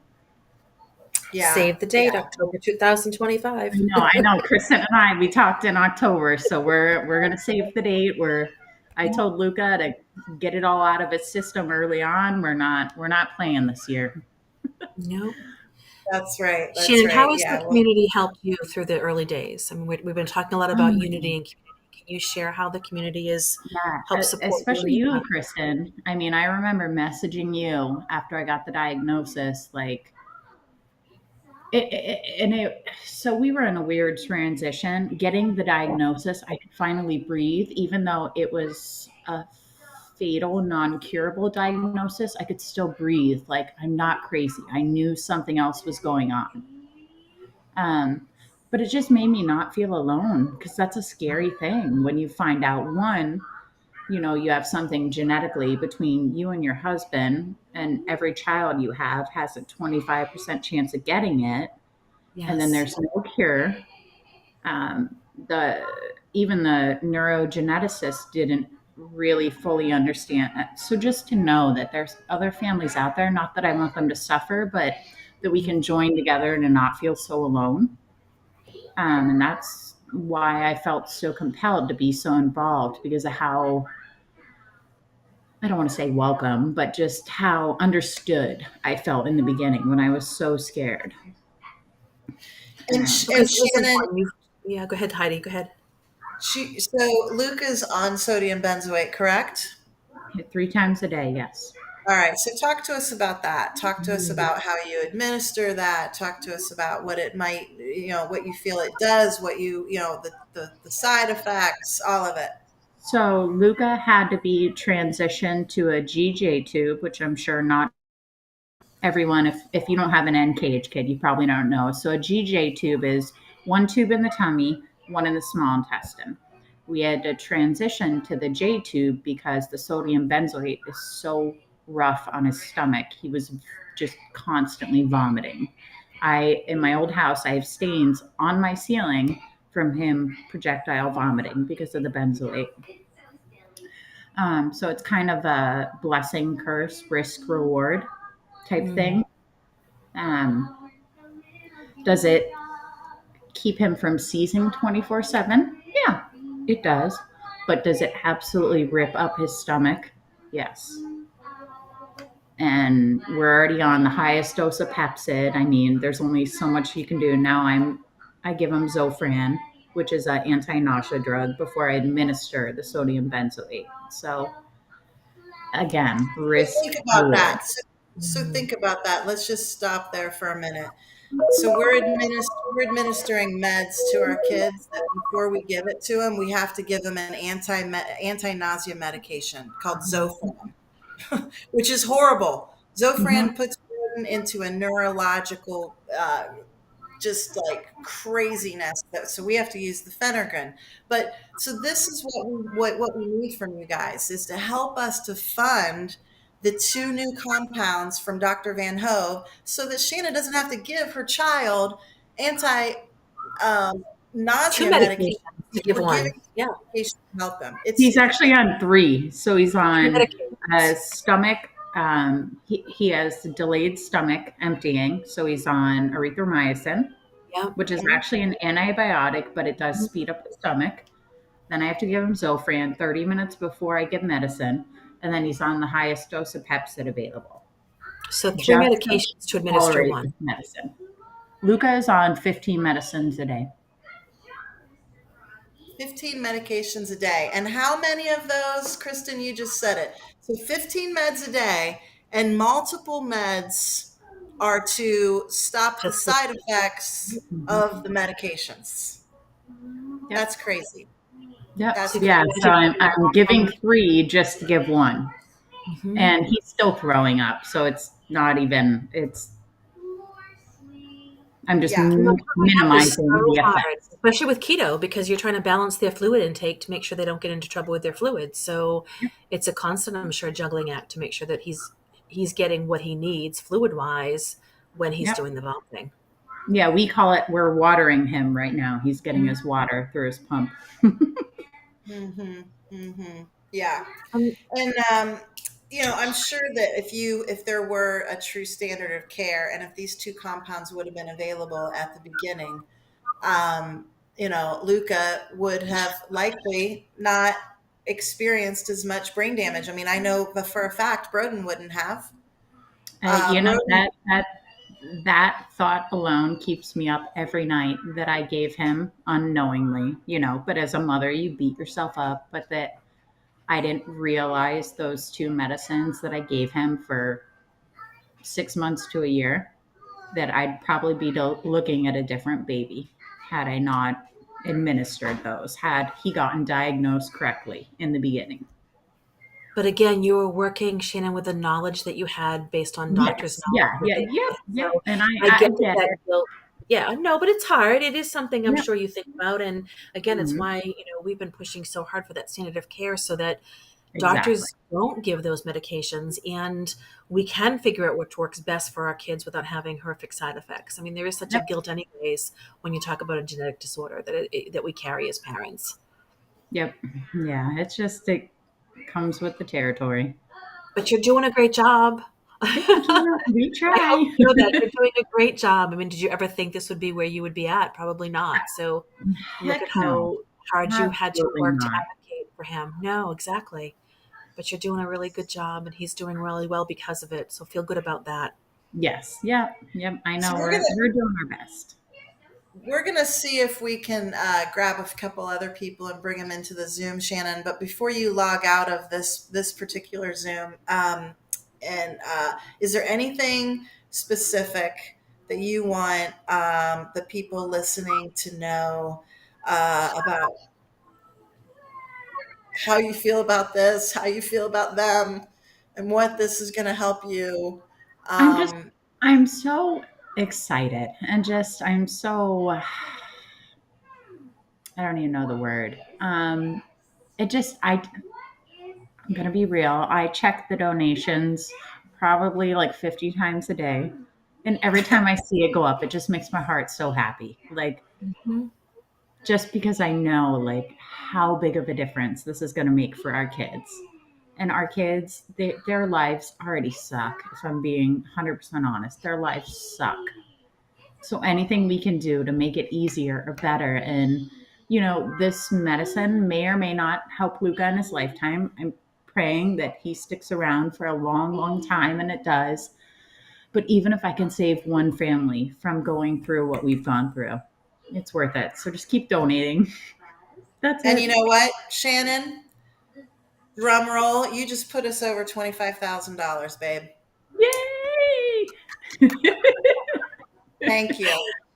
Thank Thank you, you Yay! for Shannon. your testimony. Thank you for talking. I know you're new and you're still getting to know all of us, and you're still getting to know the world and NKH world, and to have the courage to come on and talk, and have the courage to just reach out to us from the very beginning. And we love you, and we can't wait to meet you in person. Can't We thank wait. you See you and the guys in family. October. Thanks, Shannon. Thanks, Thank you. Bye. Shannon. Yep. Yep, there we go. We're over $25,000. I don't know if any of you grew up with the Jerry Lewis Telethon, but I did, and it was my favorite show of all time. And it was the, we'll say, fourth most celebrated holiday in my household: Christmas, Easter, Thanksgiving, and the Jerry Lewis Telethon. And the fact that I can go on here and report that is just so awesome. So thank you, Shannon, and thank you to everyone that is donating. Brandon, I don't know if you're getting any of my messages or can you hear me, but Amanda Eason, who's a longtime NKH parent, has messaged that she might want to pop in and say Okay. hello. Do I Um, sound any better? I've moved some stuff A little around. bit. Yep. Okay. Good. And So Heidi, if there's Amanda anybody Eason. else in the chat that wants to speak, they should put it in the chat so we can make sure we catch them before we end. Yeah. all right, I All right. don't even have a chat, Kristen. You know me in Okay. tech. I'm just, and but Brandon, if you are still breaking up, I can barely understand you, Can but you hear me okay, Kristen? Sometimes it's in an I individual. can hear you. Yep. You're Okay. going to echo, but I Individual can hear you. internet. Yeah. Okay. So I'm gonna send the link and get her in here. But where do I send it? Because I'm Amanda Easton Amanda Eason, you could probably send it to her messenger. Amanda, if you're on still on Facebook. here, Okay. yeah, that's where she messaged me. Amanda, if you're still on here, if you can send me a quick hi. Oh, she's out. It says she left 5 minutes ago. I'm gonna I'll reach out to text her her. right now. All right.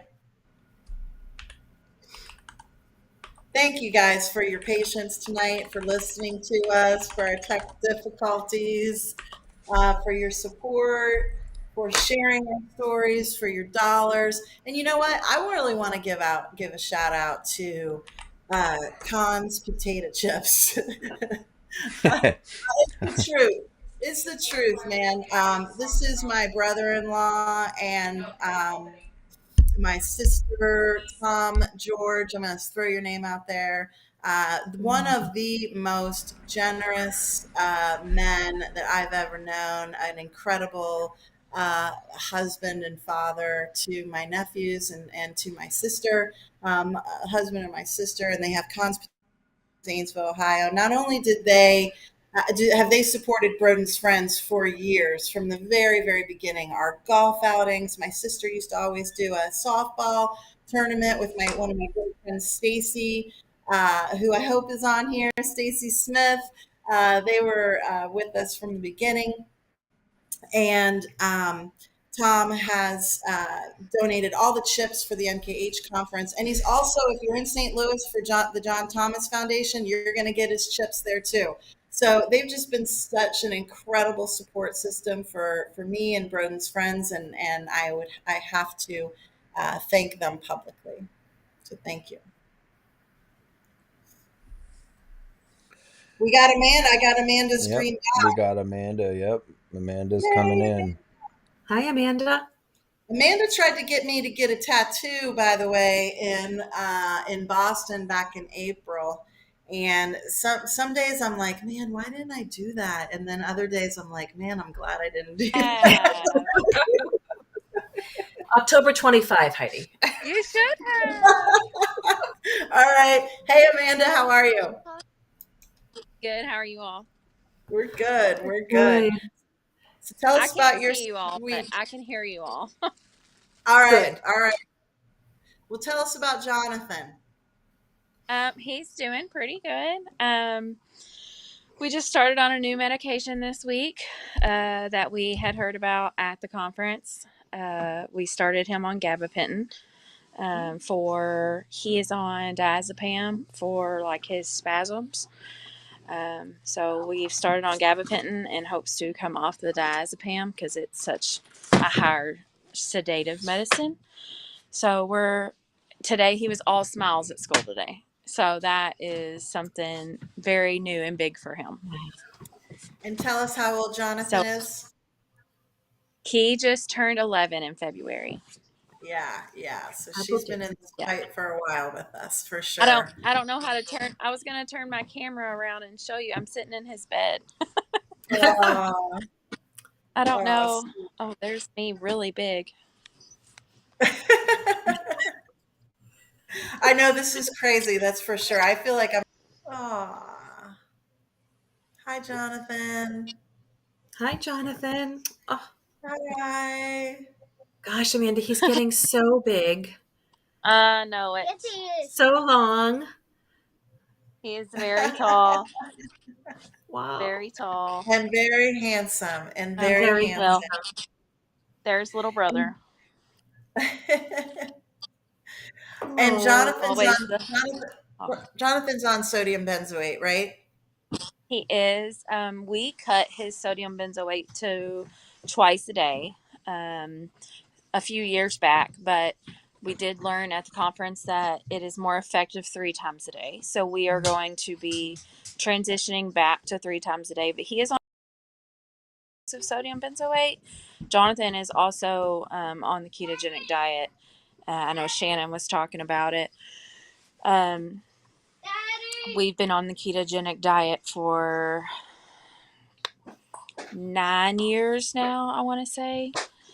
Going on, well, it was 9 years in March because it was March of 2014, 15. 9 or 10, which is a long time.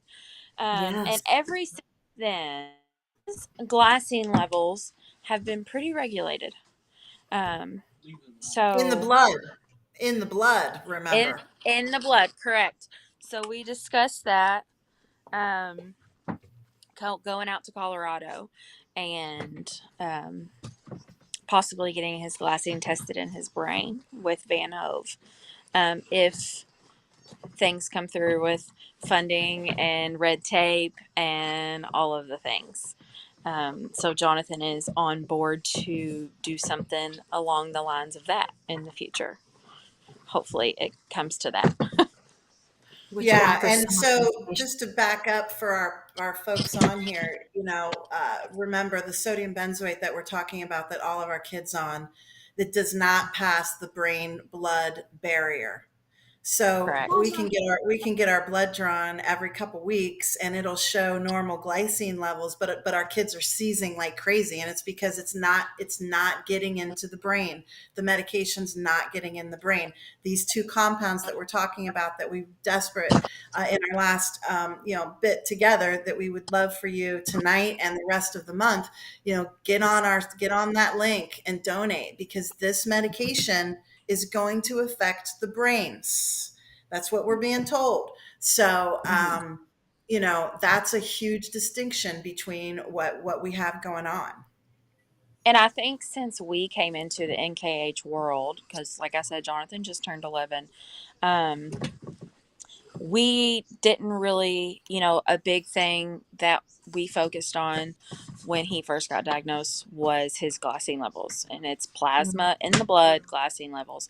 And that's all anyone has ever really focused on, like, to my knowledge. So realizing that it's time to measure the glycine in the brain is, I think, a big step, and it's going to make a huge difference when we get to that point and we are able to measure that in the kiddos and learn how to maintain it, obviously.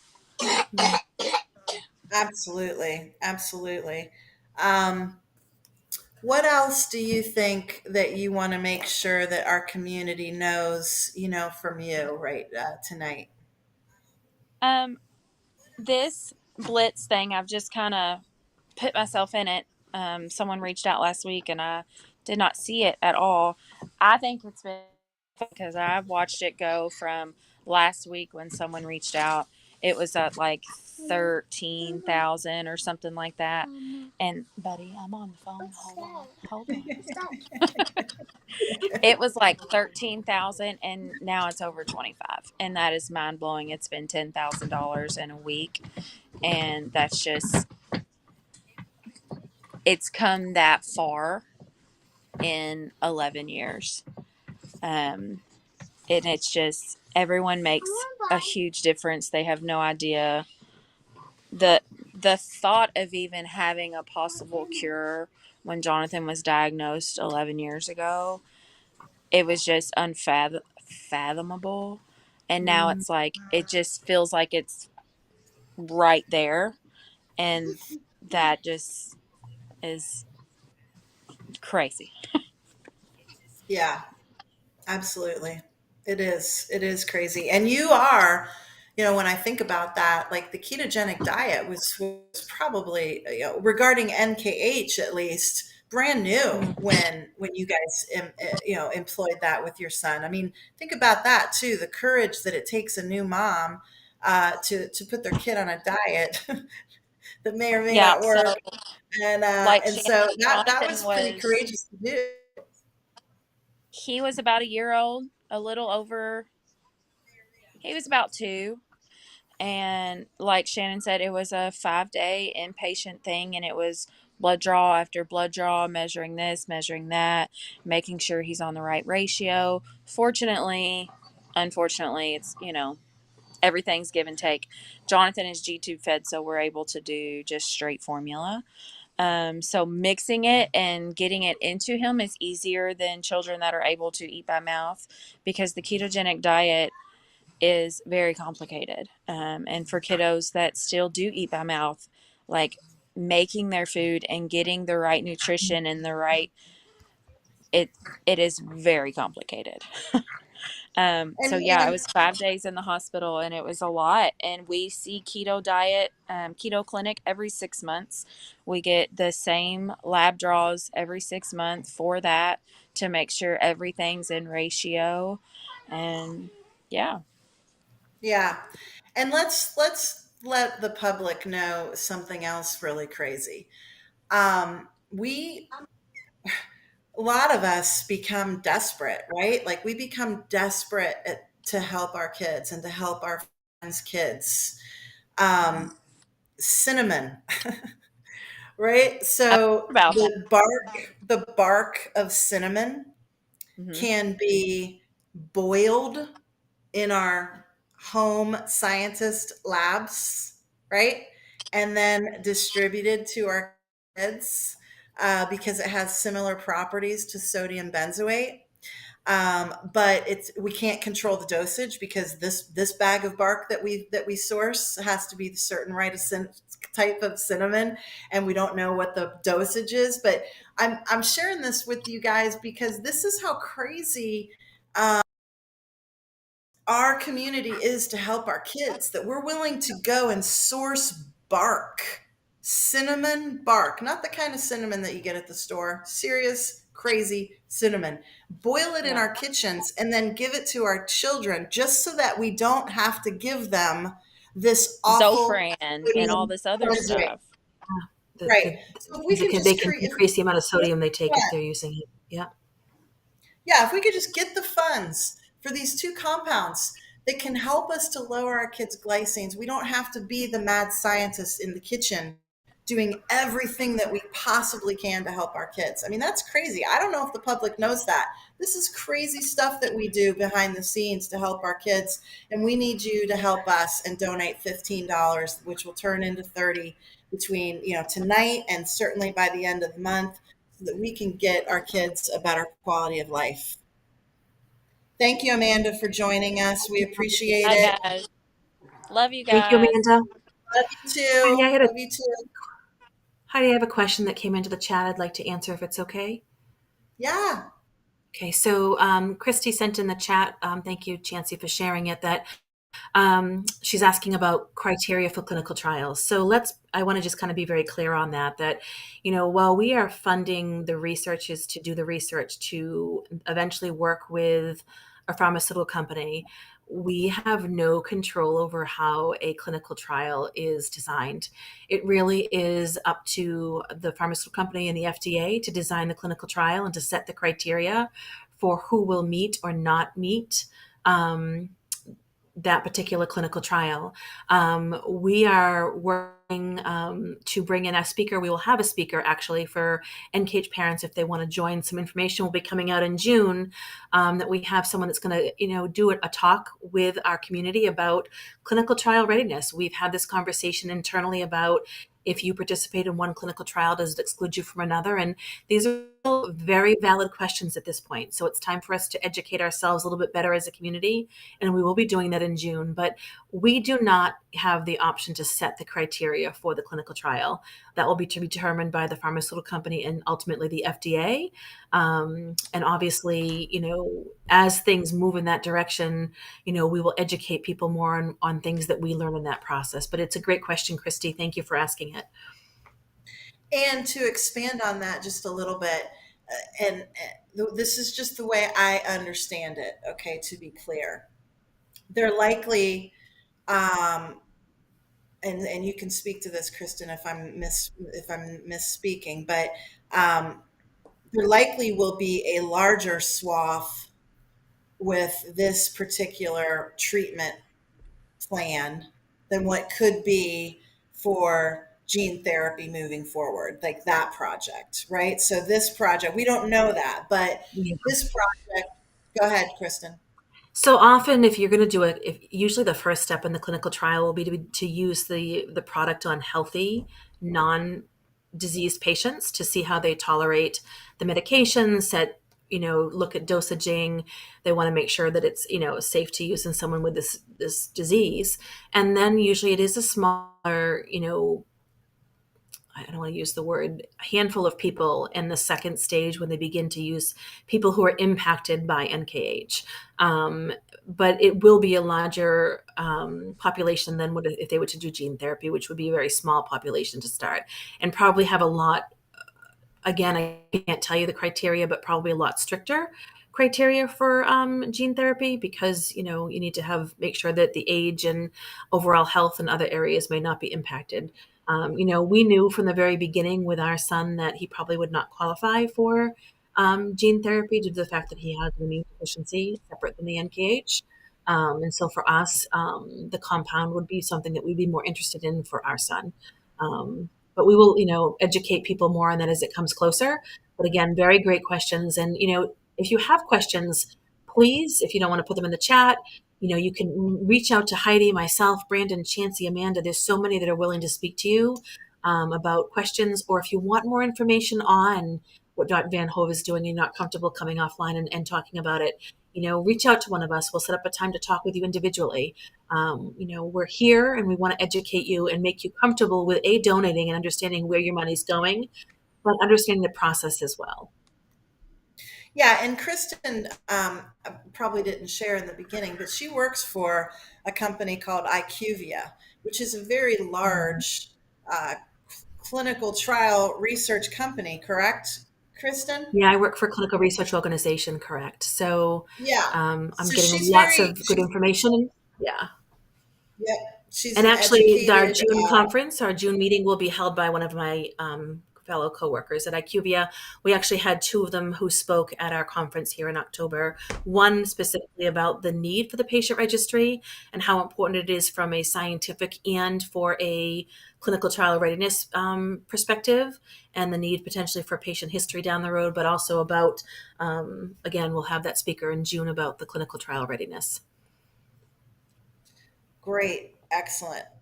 Any other questions in the chat, Chancey or Kristen or Brandon, you're aware of? I'm reading through Anybody? it. Does Um, anybody else want to come on and yeah. Does anybody? If anyone else would like to step on and thank any of your supporters that have been donating over the last 15 days and beyond and before that, or would like the public to know anything specifically about, wants anyone to know anything specific about sodium benzoate? If not, we are likely going to be wrapping up our first, what I think, with even with technical difficulties, and I can't see any of you, but it's very successful. I think so. yeah, no, it went well after the first initial, you know, no audio. Yeah, yeah. And please, give us your feedback on our Facebook pages, on it, message us, private message us, text us, email us, whatever, and give us your feedback on this. Yeah, Hopefully, if you guys have any questions, reach out to us at Lucas John Foundation. We we will answer. We're happy to talk to you in any scenario. Um, yeah. Where are we at with the fun check? Let's do one more fun check before we get out of here. let's get it. Amanda put us, or no, Shannon put us over. Let me Yeah, pull right it over the up. 25, which is fantastic. Yeah, yeah. The big I'll thing do too, another. that's just so exciting. It's the number of individual Yes. donors. I Yeah, mean, 396. the 369 individual people have reached out to us, and you are helping us. And that's just on here. That's not including the checks that people are receiving. That's not including the t-shirt sales from the Bradleys. That's not including the raffles for research, right? That all the people that have contributed to that. Um, it's overwhelming, the support. We're not going to stop. We can't stop. Uh, We won't we stop. This is for and that was actually part of the tattoo. Actually, I think that Amanda, anytime, any place, anywhere. I was going to be anyhow. I don't have that, but yeah, we're not going to stop.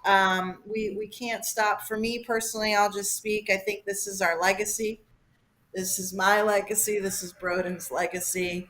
As Kristen said, I don't know. I think these compounds are going to help Broden. I don't know if the gene therapy will actually, transition into helping him, maybe. But I think this new therapy could help him. But if we can, I said it at the conference at Kristen's wonderful benefit dinner that we had, which, by the way, raised about $32,000 in 3 hours, which was doubled to 64. Thank you so much. And I said it then that um, I want to get to a point where no other family hears these words, these letters, NKH. And if we can't do that, I want to get it to the point where we got something that we could administer on day one, that we know that this child's coming out with NKH, and we can administer something on day one to give them that bridge that Dr. Van Hove talks about, to get to the potential gene therapy. So thank you so much for helping me create my legacy and my son's legacy. And thank you to Brandon and Chancey and Kristen and Amanda and Tom and our NKH Blitz committee. And thank you to our blitzers. That's what we're coining you. All right. Yep, that's our blitzers. 35, 41 maybe of us now that have been Well, kicking and down. remember, guys, the people watching, like, this is going on all month. So we're halfway through the month right now, and there's going to be some new content coming this week, new post structures. I'm going to have some new content to give our blitzers. So we're Absolutely. excited. We are. It's incredible. Thank you for your support, and thank you for listening and being here with us tonight and caring so much about our children. We feel it. We do. We feel it every time we talk with a family. We feel it every time we see a donation come through. It doesn't have to be a large amount. It just shows that you're here and you're listening and you're helping us get to that cure. You know, we always say alone. What is our saying? Alone we are rare, and together we're strong. And I think, you know, that's really what we're trying to do is unite so that we, as Heidi said, hopefully no parent down the road will have to deal with this disease. It is My devastating. brother's on here. I love you, David. I love you, Tracy, my sister-in-law. That brings me to tears. I see you guys on here, man. You've family means everything. Thank you so much, David, my sister. My cousin Ann and Bobby, my cousin Janny are all on here right now. I see you, and thank you so much. Thank you so much. Thank you, Heidi and Brandon and Chancey and Tom, for all of your work to make this happen tonight. All the behind the scenes work. And Amanda, you know, we miss you tonight here, but again, we're so thankful for all that went into make tonight so special. And over 25,000. We have Sarah, 15 days to go. my cousin Sarah. I just keep throwing it out, Kristen. I'm so sorry. Sarah's in No, Oregon. Thank you. Thank you, Sarah, and her wife, Jennifer. Oh my gosh, that's so fantastic. Oh my gosh, we've got so many great people on here, and keep donating. Thank you so much, Aunt Nancy. Thank you so much. Heidi Leah just said it best. Family is why we are all here and joined together. That's right. And this is not a family that anybody wants to join, but damn it, man, I'll say it. I'm going to cuss. It's a darn good family when you get involved. It's a darn good family that will always have our back. Always have our back. I'm saying our back because they've had my back. You all have had my back so many times. I hope that you feel that way about me and Kristen and Brandon and you know, the donors really, and the people that continue to give us our hope. You're our backbone. You guys help us stand up when we can't. And that's what these $15 donations are. All right, Heidi, do we want to end it on a fun note? Do we want to do our 30 questions or our quick questions? Who do we want to do it to? We were going to do it to Dr. Van Hove, but he's not here. He wants to answer our 30 our fast questions. You want to answer them? I'll answer them. Yeah, Brandon, why don't we have Brandon answer them? All right, Brandon, let me get you. I just dropped my phone. Yeah, so anybody know James Lipton? I loved James Lipton and Inside the Actor's Studio. And at the end of every interview, he would throw out these crazy, you know, questions to him, the same questions to everybody. And so we thought that would be kind of fun.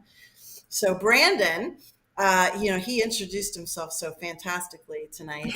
He's from. Yeah, you know, it's funny is here's what really happened. Like, I got your audio working and mine broke, so that was the funniest part. so you guys couldn't hear. They could only hear me. Then they could only hear you, and you're like, "Yeah, introduce yourself." I'm like, "All right." Well, Brandon's with the Lucas John Foundation, and he's got his sweet boy Lucas. You want to introduce yourself there, and then I'll get to your questions. Hi, I'm Brandon from Lucas John Foundation. All right. That's no. You guys want to talk to Lucas? We would love to talk to Lucas. Let's do Lucas. Let's talk to Lucas, and let's ask these questions to Lucas. Yeah, there we go. All right. All right, Lou, as He's we coming. affectionately call this handsome young man. Let Tell me when you're me, ready, because I can't see you guys. All right. hold on. Here's what I'm gonna do. I got a plan. All right. All right. Well, this is cute. We're gonna ask Lucas. I love it. Yep, we're gonna ask Lucas. All right, Chancey, I'm sending you a link. I want you to go in and show Lucas. Yay! I got to see Lucas last night for quite some time as Brandon and I were practicing the technology portion that worked really well. Oh, He was rocking it out. There we go. We got him up. Oh. So I can't see on my end. So you let me know when you guys have him. You got him. All right. All right, Lou. Listen up, boy. What's your favorite color?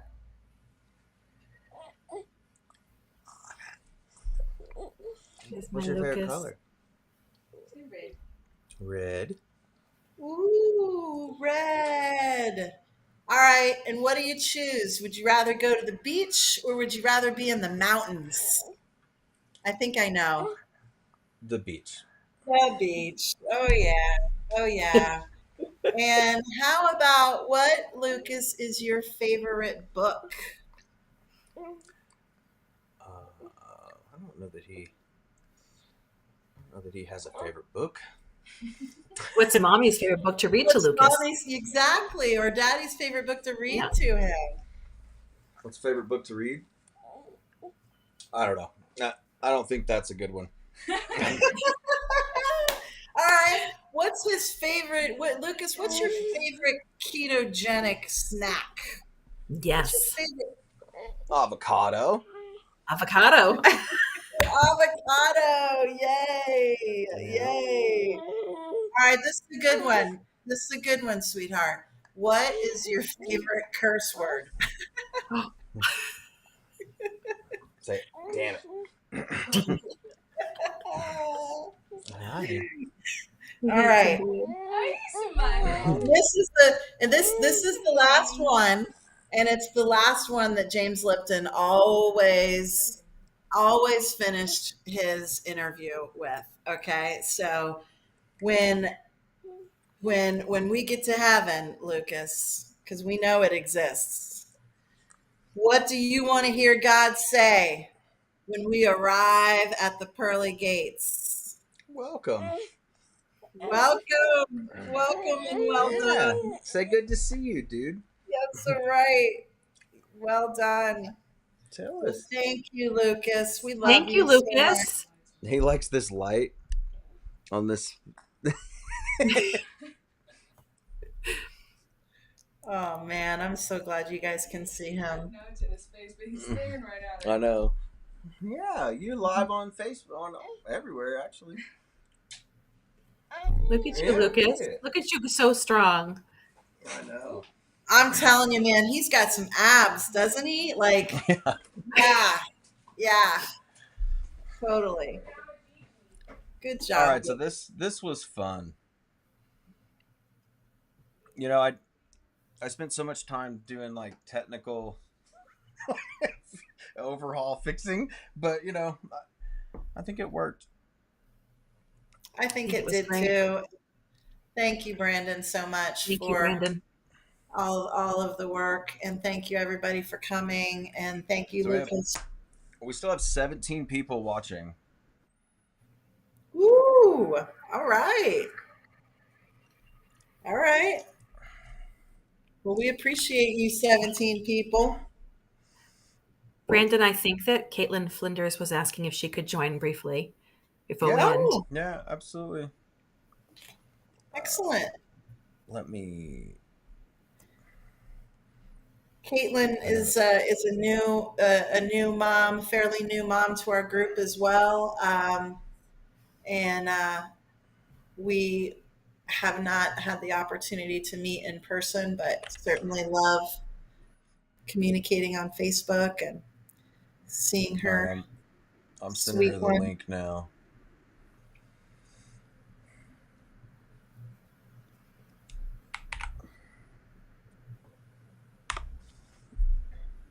All right. Just wait for her to accept, and we'll put her in. All right.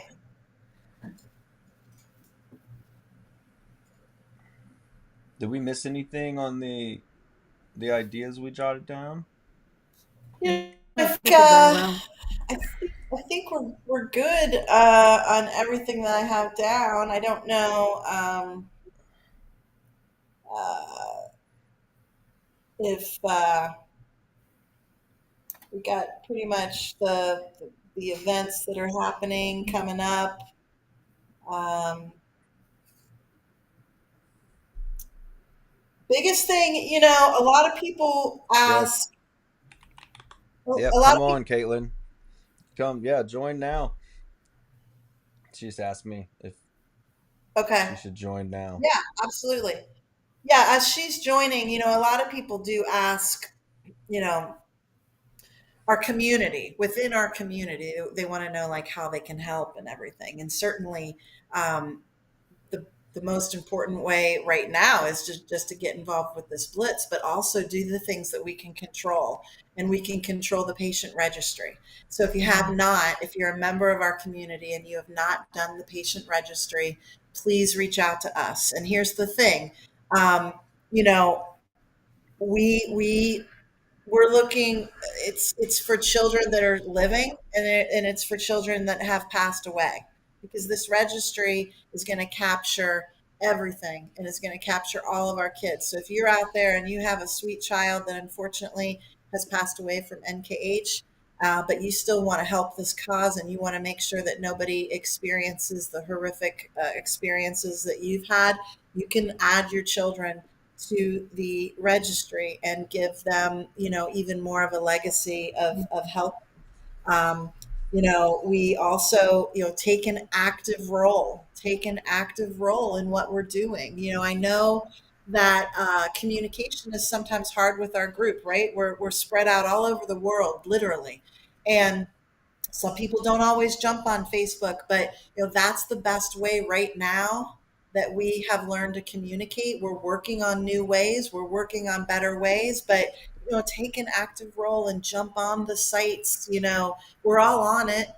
Take a few extra minutes and jump on the sites and see what's going on.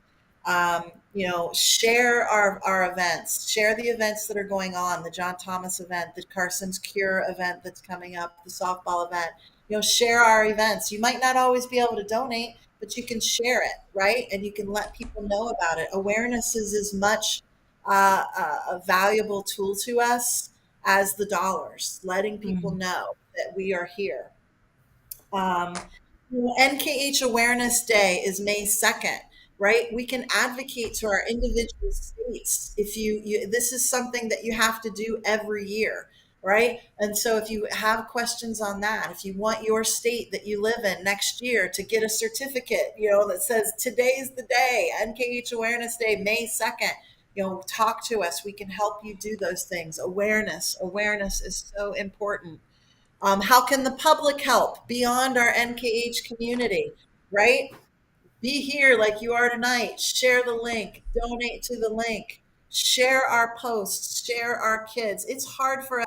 And are we hurting our kids' privacy by showing our kids, talking about our challenges, talking about our successes? Well, I mean, that's the only way to do this. It's the only way to Yep. do this. And so share our So kids, true. share our stories.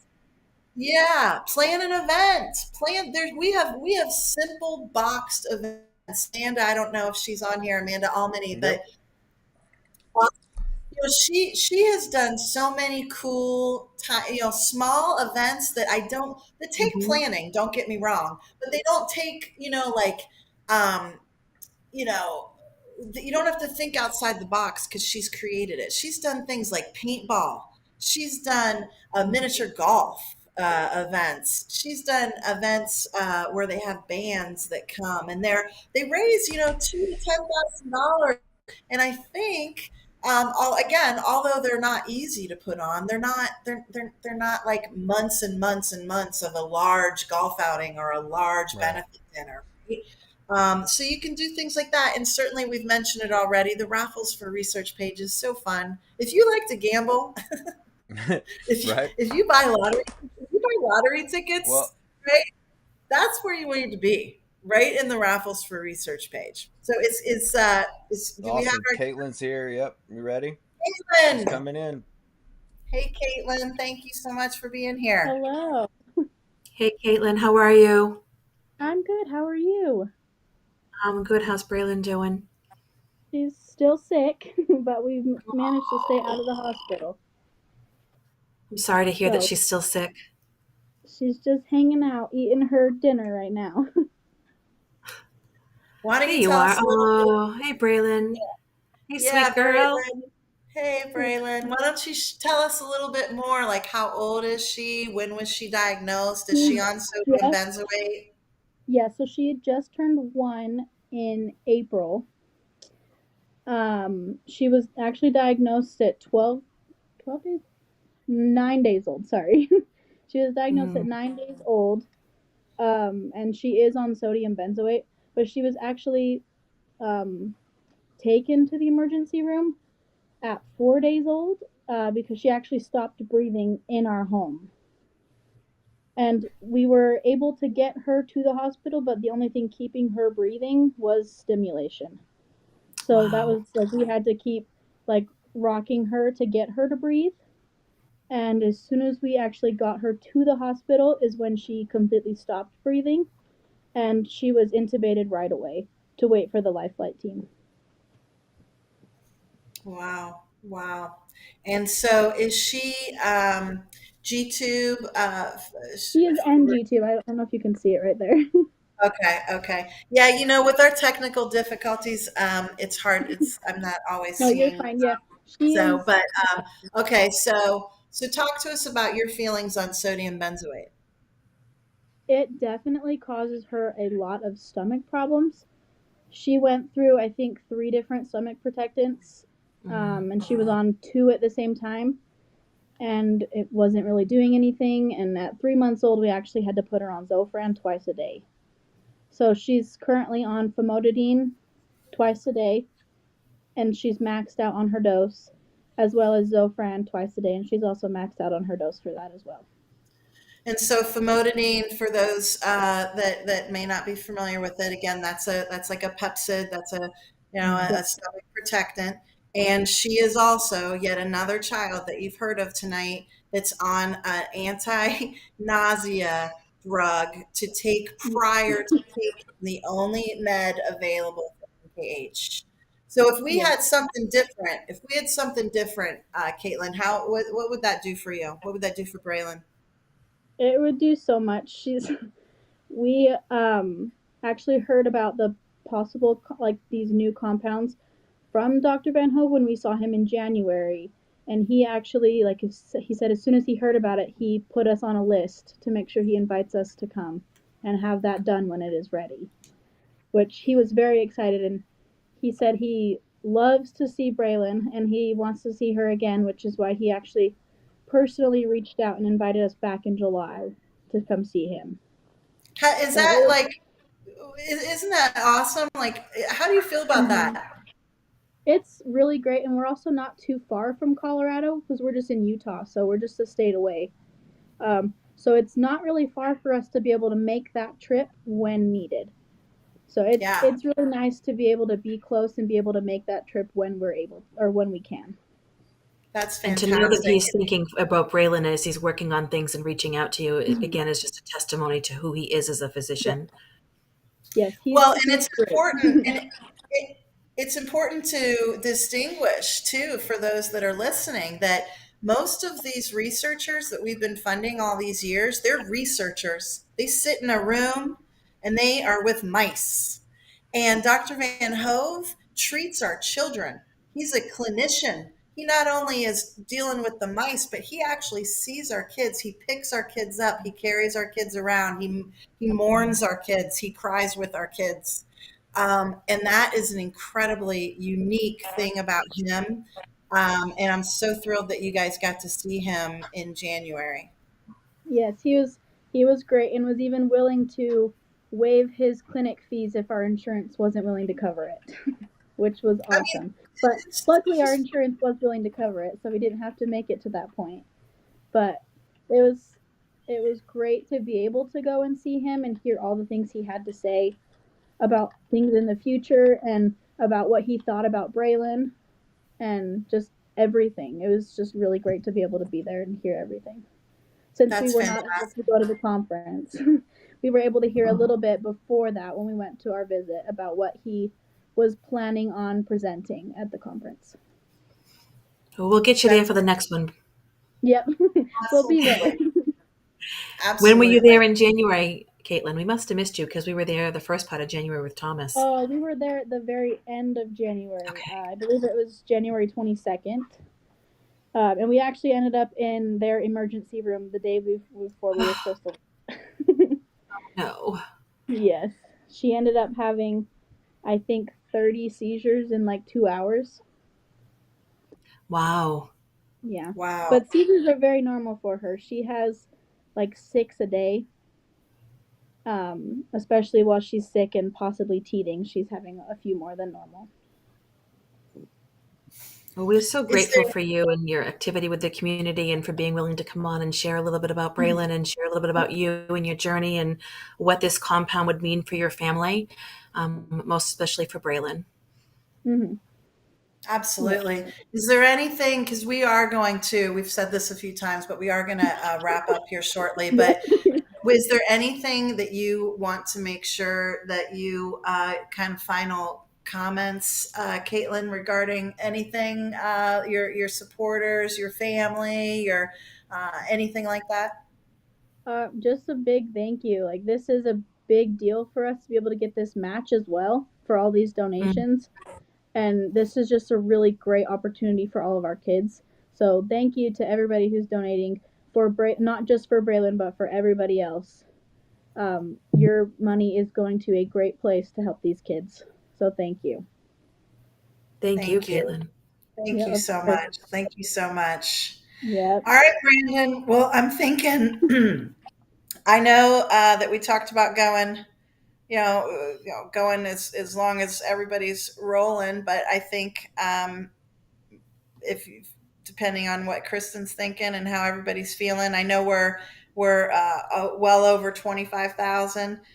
We're now up to 374 donors, and as Brandon has said, this does not end tonight. Tonight was just something special for us to get on and talk with y'all. But we're running through May 31st, and Mm-hmm. we are going to have so much more to share with you over the next 16 days. Um, so please continue to help us and ask questions. And I hope that when you leave here tonight, everybody on this call that's been here and everyone understands how much that we absolutely love you and absolutely couldn't do this without your help. Come here. I got some right here. Come here. Come here. Sit down.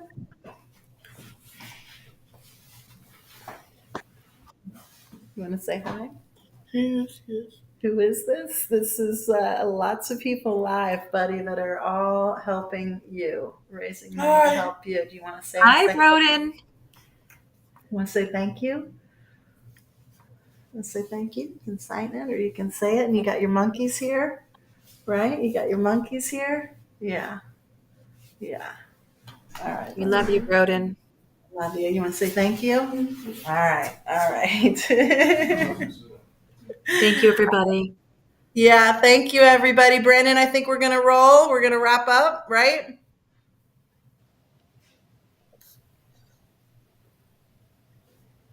I think we might have lost him again. I don't know. Well, thank you for having us No, you on. didn't. You Appreciate it. didn't. If anybody wants to help for the rest of this month, reach out to me. I'm happy to assist in any way. And Hi, Jillian. if you guys have any questions at all, please don't hesitate to reach out to us. All of us. We're all here to help. And we're thankful for all of your time. Those that stayed with us yeah. tonight, even through the glitches, we're so thankful. Those that have come on to say hello, donate, share. It really does mean the world to us. So thank you so much for being part of tonight. Thank you. Thank you, everybody. Thank you guys. Good night, Good night. everybody. Good Good night. night.